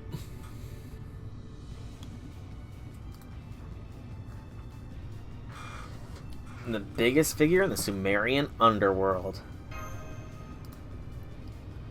I expected them to be rattled. Maybe they didn't hear my introduction. Seer the human and heroic spirits from proper human history. I've never seen any of you in my life. Very well, intruders. I shall introduce myself once more. I'm Ninkagal, goddess of the underworld. I'm the Sumerian deity, and I have taken charge of this third underworld for the very good reasons. Fear me, revere me. My underworld is fair. All who enter are equal, for all become my slaves. Do as you're told, and I'll spare your lives. Find me, and I'll grind you to fertilizer and use you to enrich the soil. This pressure, it's definitely the real Ereshkigal. Her spirit origin pattern perfectly matches the one in Chaldea's spirit origin graph. She must be the fourth and final heroic spirit that was summoned at the border. Only she's been turned into an altar like King Protean Beni-Enma. So, try calling out to her. That she looks that way does mean she must be the same Ereshkigal who fought in Babylonia. First, we need to find out if she still remembers you and if she understands why Chaldea summoned her. If we're lucky and things work out, we might be able to resolve this whole thing peacefully. Alright. Hey, thanks for all your help back at the Abyss. The blush. Stop that. Why are you waving me like we're friends? I thought I told you I've never seen you before. Now listen to me, will you? I said nobody here gets special treatment. It really is the Ereshkigal we know. I'd recognize that ability to hide her true affection anywhere. Oh, that's great. Gosh, doesn't this remind you of Uruk-senpai? I told you my name's Ninkagal. You still have no idea when somebody's being mean to you, do you? It is a rash, but she sees us as enemies. Not to worry, everyone. That's just a Ereshkigal altar. She's going by her old name to match her new evil self, but she's still the same poor goddess she's always been. Only now she's got a command spell tying her to this place and commanding her to be the ideal ruler of the underworld. So Kamazatsu used a command spell to make her a guardian of the underworld like he did with the other two. Oh, but wait, we don't have Rasputin with us anymore. Isn't he the only one who can undo alterization? I don't know this Rasputin, but it doesn't matter what kind of servant he is. My oath will never change. Do you know what Mictlan's bat told me? He said I should become who I've always wanted to be. Well, that's who I am now, Ninkagal, the truly perfect goddess. I've never been envious of the heavens. I'll never be jealous of Ishtar. Here I am, the invincible goddess of the underworld, who's never made a mistake and never tasted defeat. What was that? Never tasted defeat. Ereshkigal. I'm sorry, but I bring defeat to those who have never tasted it. That's the command spell I cast on myself, and my pride won't change it for anyone. So are you saying you allowed yourself to become an altar, Ereshkigal? Yes, that's right. Once I fell to Mictlan and saw the state of this underworld, I knew I had found my calling. I watched the end of the Age of Gods all by myself in the Sumerian underworld, so I know without a doubt that nothing and no one can stop this world from coming to an end either. And when the world is ending, might is the only right there is. Kindness and forgiveness are of no use there. A true goddess coldly and mercilessly exploits her followers, right? So I made this third underworld into a world where everyone obeys its god forever and ever. Here everyone worships me and everyone toils away every day to mine gemstones for my tribute. Here I am, the one and only god, and my power is absolute. All other divine and heroic spirits are forbidden from entering. This way, even if things go wrong, all the other strata, my little corner of the underworld here, will remain completely peaceful and prosperous, right? Oh, Aresh. I can't believe I'm seeing a god of Sumerian promote monotheism. How embarrassing. As you can see, Aresh has become so competitive with Ishtar that she's wound up thinking just like her. So I take it you all understand what I'd like you to do, yes? Don't know why she got rid of the flowers. I know I'm kind of an outsider here, so I don't have any right to speak on your leadership, on relationships, but am I right in understanding that Kamazatsu has set that girl down an evil path? She's long since reached the end of that path by now, but yes, that's right. Now, why don't we show her that violence always loses out to even greater violence, together. So you're a god and you're actually from Mictlan. Not only do you not have anyone worshipping you, you don't even have anything worth protecting.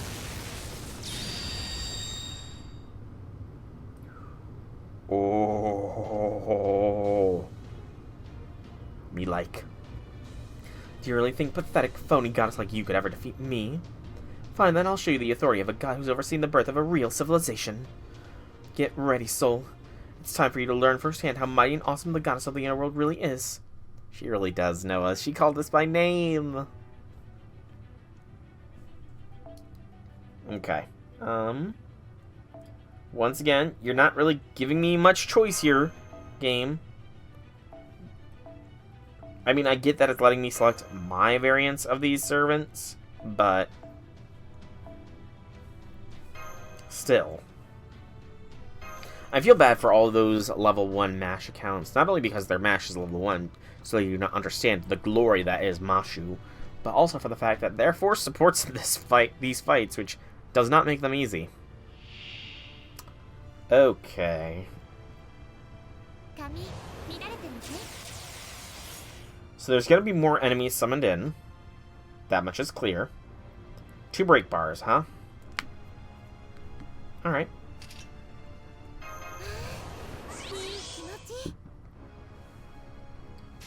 Let's start things off with a basic Buster Blast.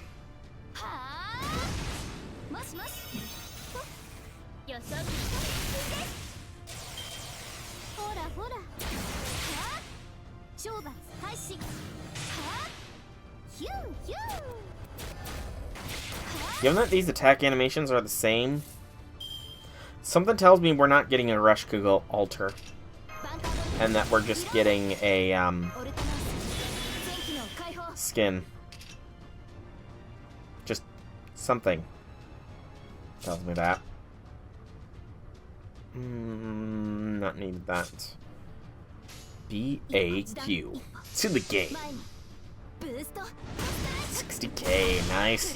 Smash my mash.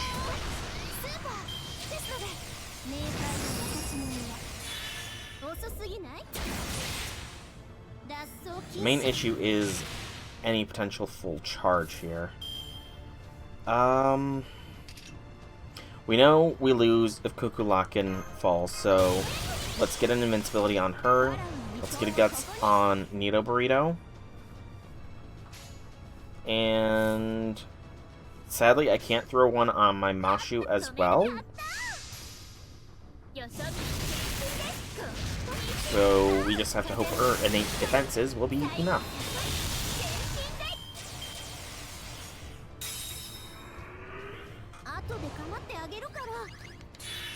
Yep, 1P.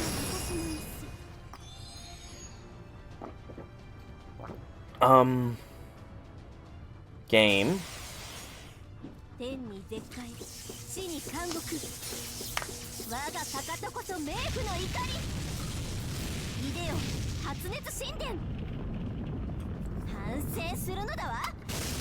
Mila's up there. She's watching herself get got. Oh, shit. Alright, I only threw a guts on Nido Burrito. That's right.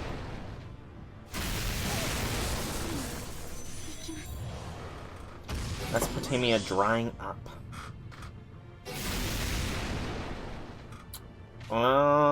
This isn't looking too good.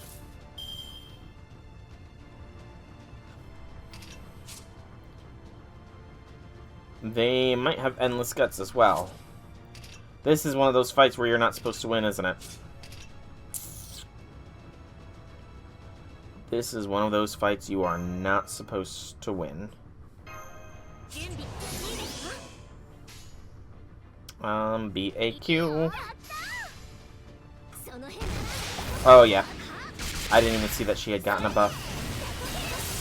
Okay. So, we need to not die.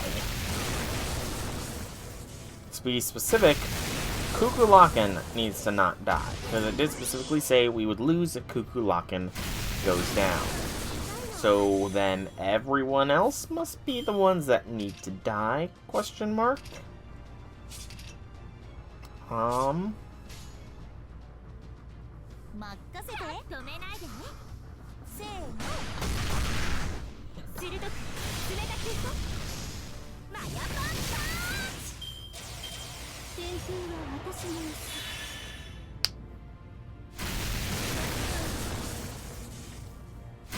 There was a regional tournament in Birmingham. Oh, How did you do in said tournament? When I use a team with the same moves as members of the 2024 World Champion. That feels... I mean, I guess it's not too impossible, but still. Ah, a few different Terra types. Okay. I was gonna say, is it a hacked team or something? But no. Okay. What the hell is happening? I didn't know. There's a lot of Birminghams. There is a lot of Birminghams. I don't know. Like, I'm gonna actually Google. Birmingham, Canada.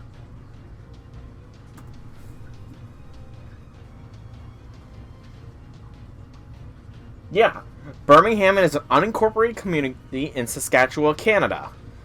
It is located along Highway 15, about 10 kilometers northwest of Melville.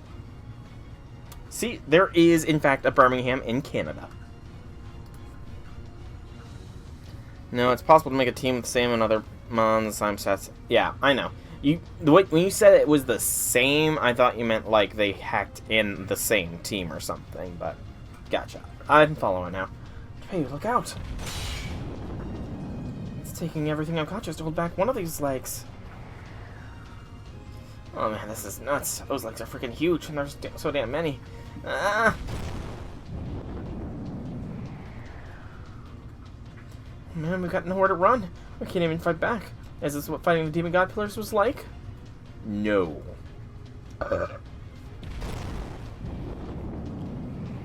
Fighting the Demon God Pillars was way harder.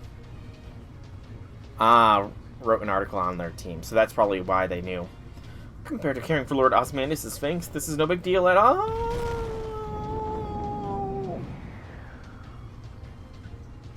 See, I told you I went out of my way to trample you personally.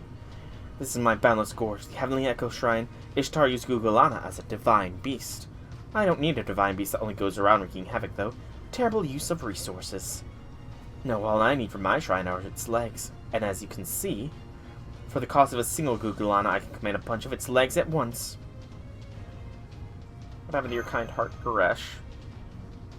Well, we're completely outmatched here, aren't we? I never thought you'd gather every Gugulana in the underworld in one place. It seems we're surrounded by leg walls. Looks like we'll have to try our luck again some other time. Don't give up. The only thing I can do for you now is pray for your success. Dooms it out.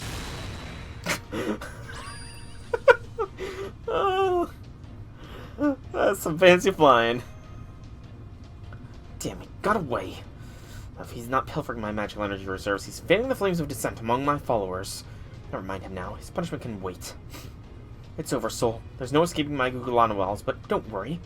Once I capture you, I'm going to be nice and make you my permanent personal divine gemstone artist. I mean, I wasn't aware we knew how to, do anything with gemstones. Man, when did we demonstrate that skill? When did we learn the skill to polish gemstones? Or make art from them? 3 of the 19 that made the top cut were of the same composition. So, the old best team is still the current best team then, essentially. A no battle node for the penultimate node of this arrow. Or section, rather. What a horrific ordeal. Where are we now? Is this the oasis? Yes, it is. I didn't know what was going to happen to us when those legs sent us flying, but it seems we're still alive, at least for the time being. I guess we were captured after Gugulana's legs knocked us out. Yep, this must be one of Reshkugel's spear cages. If we were in top form, we could probably destroy it, but I doubt we could manage it right now. He did take a hell of a beating. I'm so bruised I can barely move. I wonder what'll happen to us now. Are we really going to be forced to toil away in slavery to Reshkugel? Of course you are. What do you think the underworld is for? All of you are now residents of the underworld. You're going to work for me for all of eternity. From now on, your schedule will consist of breakfast, work, mining ore, work, lunch, work, mining ore, dinner, work, extracting magical energy, and sleep. You're going to keep that cycle going until you've stored up as much magical energy as you possibly can, and don't expect any days off either. Oh man, that sounds way worse than death. So you really did capture us just to put us to work? Are you really so eager to puff yourself up? Not even Ishtar would go this far. On second thought, never mind. Miraidon, Surging Strikes Urshifu, Heartflame, Ogerpon, Farigiraf, Whimsicott, and Iron Hands. Farigiraf and Whimsicott. Those are two oddballs. What are their purposes? Let's try this another way. You said you made an oath to yourself that you would be the ideal goddess to rule the underworld. Does that mean you need to build up a ton of magical energy to rule the underworld properly? Not really. I just want to make my slaves work as much as possible like they did with Egypt and the pyramids. That is not remotely accurate. The pyramid's construction was a strictly above-board affair conducted entirely in line with good labor laws. All the slaves were paid salaries, given regular breaks, and offered free beer at the end of the day. Our welfare system was absolutely perfect. We could never have accomplished such a great feat if not for our proper standards of labor laws. I don't know what was driving you, Ninkagol, but you're going about this entirely the wrong way.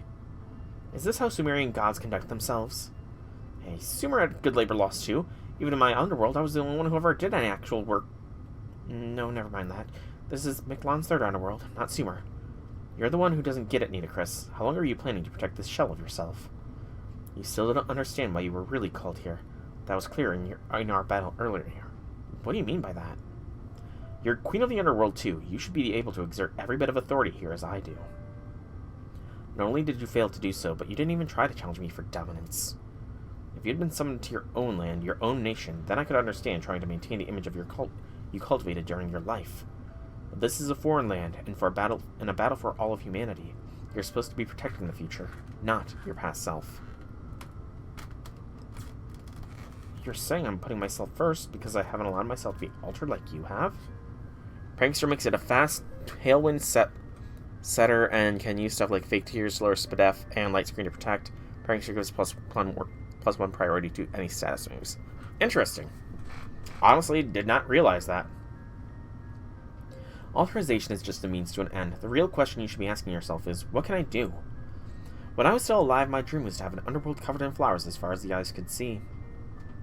And of course, I made it happen, since Mictlan just has as much atmospheric magical energy as the Age of Gods. But it wasn't good enough. This isn't a Holy Grail war. My own dreams are secondary at best. So I gave up my field of flowers. I even gave up my right to return to Chaldea. All to become the strongest goddess in this underworld. That's the role I was meant to play. It's what I'm most proud of as a goddess of the people once believed in. Anyway, on a different subject, where's Soul Mash? Probably hiding behind your shield, right? Well, tell him to come out. I won't bite. I'm sorry, but Master isn't here. Didn't you notice? He pulled off a brilliant escape during our battle. What? That's impossible. How could he possibly escape my shrine? Aw, poor Resh. There's definitely something bigger going on. Good thing we managed to make it out of there. We were lucky this cavern was so close by. I even managed to get a fire going in the remnants of an old fire. I wonder who could have been living here. Farigiraf is a pretty good offensive and a support. Doomshead probably, but I don't see him anywhere. Thanks for the rescue. Oh no, you were the one who helped me there. That was some great thinking. If you hadn't pointed out that the third and fourth legs were moving at different speeds, creating a gap between them, then I never would have thought to scoop you up and jump out to that opening to escape. I have to say though, it was pretty thrilling. A narrow escape as the hoof size of a building tried to crush us. One of Mash and the others managed to escape. I couldn't see what happened to any of them. But even though Ninkagol obviously saw us as enemies, she wasn't trying to kill us. Farigiraf's ability blocks priority moves, set up Trick Room when needed, and helping hand to boost ally damage. Yeah, Pokemon competitive meta is beyond me by a long shot. She's probably got them in prison so she can use them for slave labor later.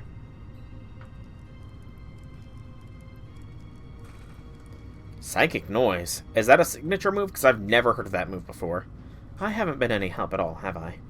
I really thought I'd be able to do more, but now there are all these things trying to tie my hands. So much for Kukulak and the free-spirited wind. I wish I could apologize to Quetzalcoatl. I'm gonna say something. It's true, you are a lot weaker than you seemed at first. And that's because you're holding back. You haven't used your NP. What are you talking about? I always go out with everything I do. I've never pushed myself too hard, set limits on myself, or held back. I only ever do what I want. Yes. You were interested. You approached us because you were interested, right? You shouldn't be putting up walls because you feel like you shouldn't get too close, aren't you? You could tell. You're not hard to read.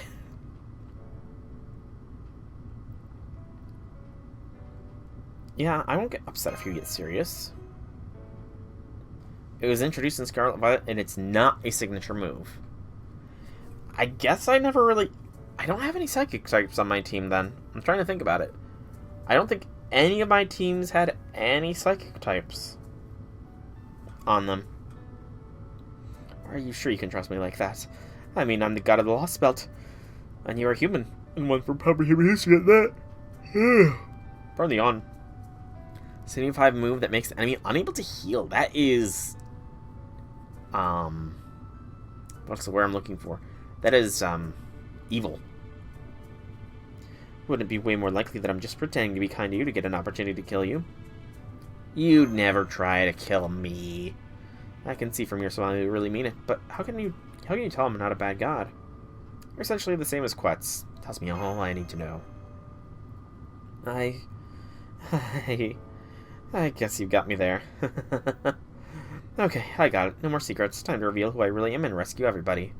But if I really should be doing whatever I want, then I'd kind of like you to return the favor. You know that handy thing you do with servants, where you form a bond with them to feed them magical energy? I'd like to use that so I can pull off some cool techniques. So, would you? I'm not a master right now, but sure, I will. Bond formed. It's nice to prevent leftover heals for Terrapagos, since that mon is a little more of a setup sleeper, and it can also help block off healing from grassy terrain. Oh, grassy terrain is an issue, isn't it? Pardon the yawn. Alright, I'm feeling great. Just leave it all to me, Master. I don't care how many legs Gugulan has got. I'll beat them all with just one hit. Good, you're done talking. I have to say, seeing cultural exchange in action never fails to warm my heart. Good day, hello, how do you do, and salutations. It's me, your local golden sheep and sleep device, Doomzid. It looks like we're finally able to witness a real battle between goddesses. Way to go, Soul. Would you object terribly to me using that sweet line you just gave as my own work? To the whole world, of course. Only if you try and steal my lines, and I will pluck out all of that golden fur by hand. That's a shame, but of course I was only joking. I'll just go ahead and seal the data for the recording into your next gift box. More importantly, I'm concerned about the others. We should go rescue them immediately. Sooner, even. Kugelak, and if you can defeat Urush Kugel, that will solve everything. In her mind, the ideal ruler has never tasted defeat. As she puts it, if she does, she is no longer, by her definition, ideal. That will invalidate the oath, that is, the command spell she casts on herself. If that happens, are you picking up what I'm putting down? She won't have to be her ideal self anymore. Exactly. Now please get on my back, wise soul. The key to our victory is defeating the third Underworld's Guardian without destroying the Underworld itself. I don't think we've destroyed any Underworlds yet. Final arrow. Unknown battle. Enemies. Wait for the skip button to appear. Reset FGO. And here we go with the final arrow for the day. Final arrow of node of section 13, I believe it was. Because these are some long as hell sections. Very, very long sections. Not that I don't like it, it's just making progress a very slow thing. Well, carrying you on my back has been thoroughly dull, but I suppose uneventful is good now and then too.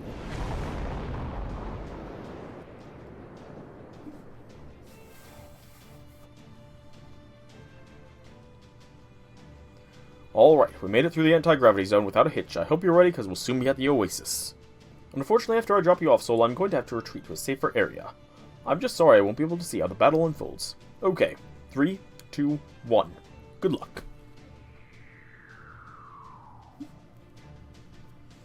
Speaking a little about dropping us off. Are you okay, Soul? Do you need help? Never mind me. Focus on Aresh. This isn't the first time I've fallen through the air. Well, you really are a seasoned master, aren't you? Okay, in that case... Oh. Huh.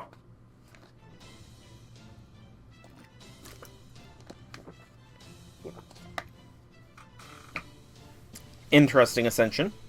I'm going to fight with my true style, out of respect for the goddess of proper human history. Aren't you worried you might be a little exposed? You think? I find it to be a very useful spacesuit myself. Oh well, I just have to show you how strong I am in this outfit then. Okay, Ninkuko, it's time to go. Your illegal, immoral, exploitive construction project ends now.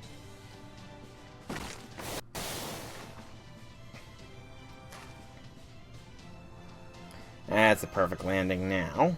We challenge you to a rematch, Invincible Goddess. Oh, I know you did not just drop out of the sky into a rolling landing. Knock that stick off, you'll give me a heart attack. Anyway, you want a rematch? What can a mage who can't even summon a single servant hope to accomplish against?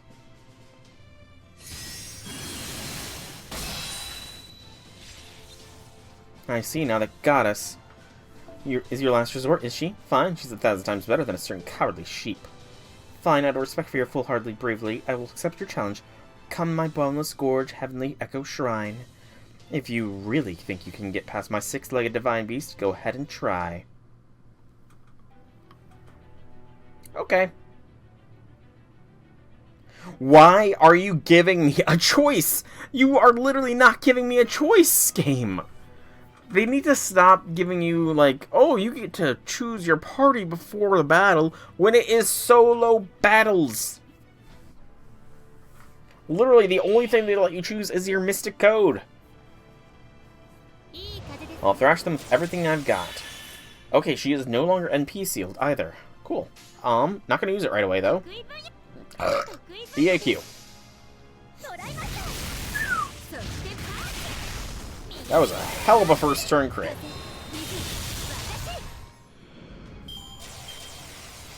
Alright, so, by the way, Kukulakan is definitely being summoned because she is a Forana class. I don't know if I acknowledged that before, but I am acknowledging it now. Alright, so, let's activate that first skill of yours. Expend those extra crit stars. We do not need the second one. We will take that third one, expend those stars. Alright. So. You are an Buster AoE. That's right. You are an AoE Busta-based Forana. Probably didn't need to NP first thing against Ninkagal, but is what it is what it is. Let's see your NP. There isn't an altar. I'll make one like this. Get ready. Serious punch. We're one punch manning this. Yeah, she's a giant. That's no surprise. One punch. Indeed.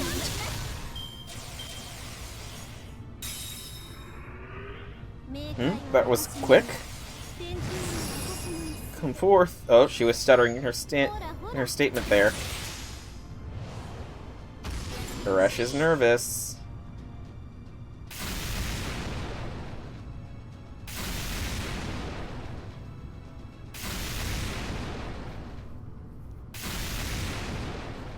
Okay, let's throw a bit of an attack power up, an NP power up.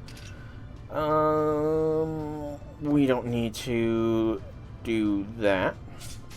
We'll do a nice BAQ. Get ready for another serious punch.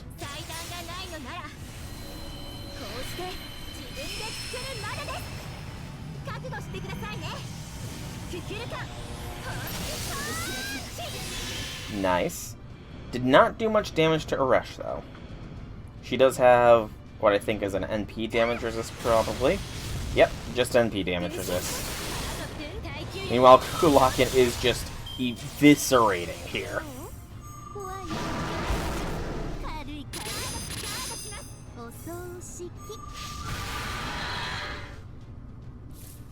Absolute evisceration here. Let's throw a heal on her, just to be safe. And then QAB.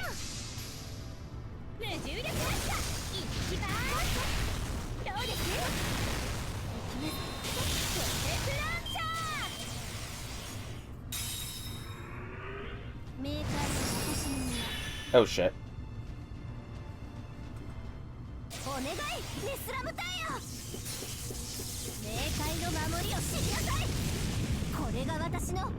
Hey, King-san's up there. Oh, that's not a lot of damage. Oh, a rash. That's not a lot of damage. We generate more stars when we do...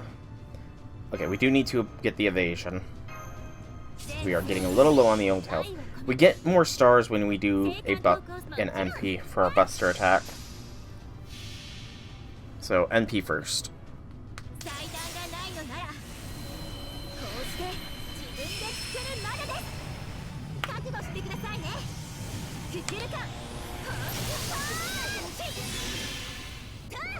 Why did it do so much more damage? Why did I just do so much damage there, game? That makes no sense. Nothing's changed.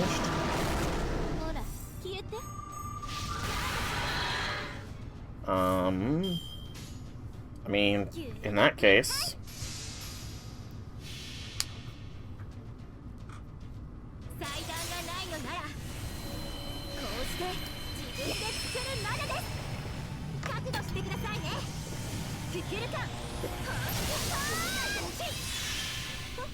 We did it! Yay! Sorry, Arash. So sorry. I'm so sorry we had to beat you up, Arash. I will give you plenty of cuddling later to make up for it. Yes.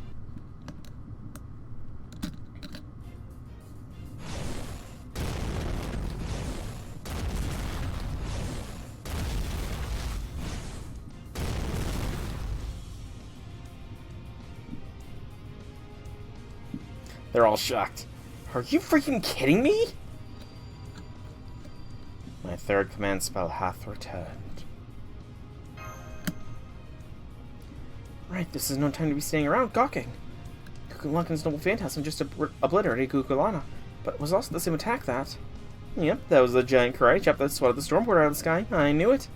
The attack came from Mictlan, from Kukulana, the king of this Lostbelt. So that was what it was, but why you look so happy about that, Da Vinci? I'm just glad I turned out to be right on the money. Oh my, so the one responsible for destroying the stormboard or seriously harming Captain Nemo and subjecting you all to unprecedentedly dangerous circumstances was Kukulana. On behalf of all dinos, I'm so terribly sorry for all the trouble our god has caused you. I promise you we will all discuss what to do with her when we get the chance. Personally, I think that she should spend a century in the 9th stratum thinking about what she's done. Hold on to Payne. I had a good reason for attacking them back then. I'm Mictlan's guardian, remember? I saw an opportunity to get rid of Chaldea on the surface before they could excise our Lostbelt, so I decided to take it. So she actually is our enemy. I can't believe we survived that. No, wait, that came out wrong. Back then I thought you would just refuse to hear me out, just like David Simvoid. But things are different now. I know you don't mean us any harm.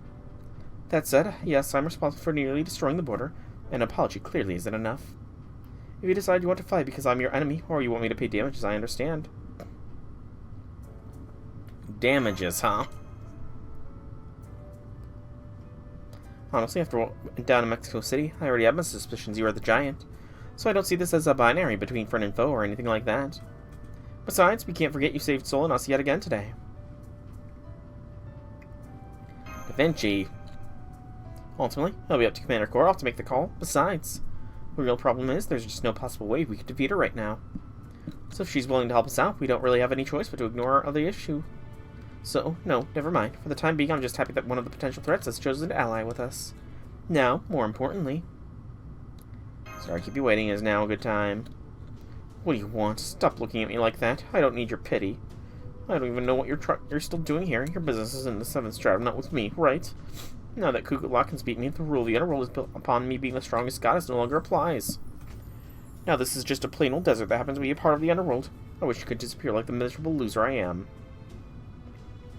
Just come back to the border, Arash. I can't do that. Did the others tell you about this? Once you become a guardian, you can't leave your underworld without disappearing. Wait, you're still in your altered form even though Senpai regained his last command spell. Why is that? Has it just been too long? Is your mind and body now doomed to remain altered forever? Of course not, but thanks for worrying about me, Mash.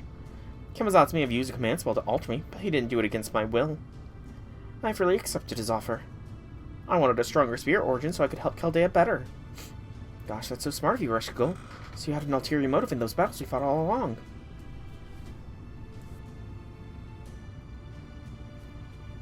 That's totally what it was, right? Yes, I did have an ulterior motive. I just can't see what it is right now is all. But when the time's right, I'm gonna make you cry like a little baby out of sheer joy, so be ready for that. At any rate, I didn't go through alterization without knowing what I was getting into. There's no telling what might happen here, right? So I'll stay behind and keeping the guardian of this underworld just in case. Didn't the first two guardians tell you they couldn't go on without you? Or they couldn't go with you? She'll come back. That's okay, don't worry about me. Even if I've gone a little evil and a little delinquent, I'm still a Reshkigal, goddess of the underworld and a servant of Chaldea. I'll help you till the end, no matter what you face. Didn't Kukulak can just hand you your ass, though? Are you sure you're okay? Maybe you want to change your mind about coming with us? I'm going to recover my strength after you left, okay? Now go on, get out of here. And also, Kukulakan, you basically sucker punched me earlier. I know I kind of went with it and fought you in midair, but I'm at my best when my feet are planted solid on the ground. So don't think this means you've got me beat. I won't lose to you next time. Of course, we're still tied, one win and one loss each. Next time I'll take 2 out of 3 wins. 2 out of 3? What do you mean by? Oh, I see. Next time would be a best of 3 situation. Fine, get excited about it if you want. Just know that if we ever fight again, I'll have my noble phantasm that surpasses Gugulana and Messeltamea. I don't remember that. I can never pronounce her NP. Never. But that is finally section 13 completed. Woo! Trippy.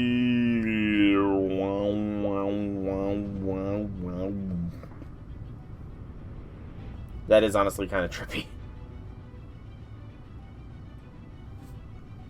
So this will be the 7th stratum, which we'll be doing tomorrow.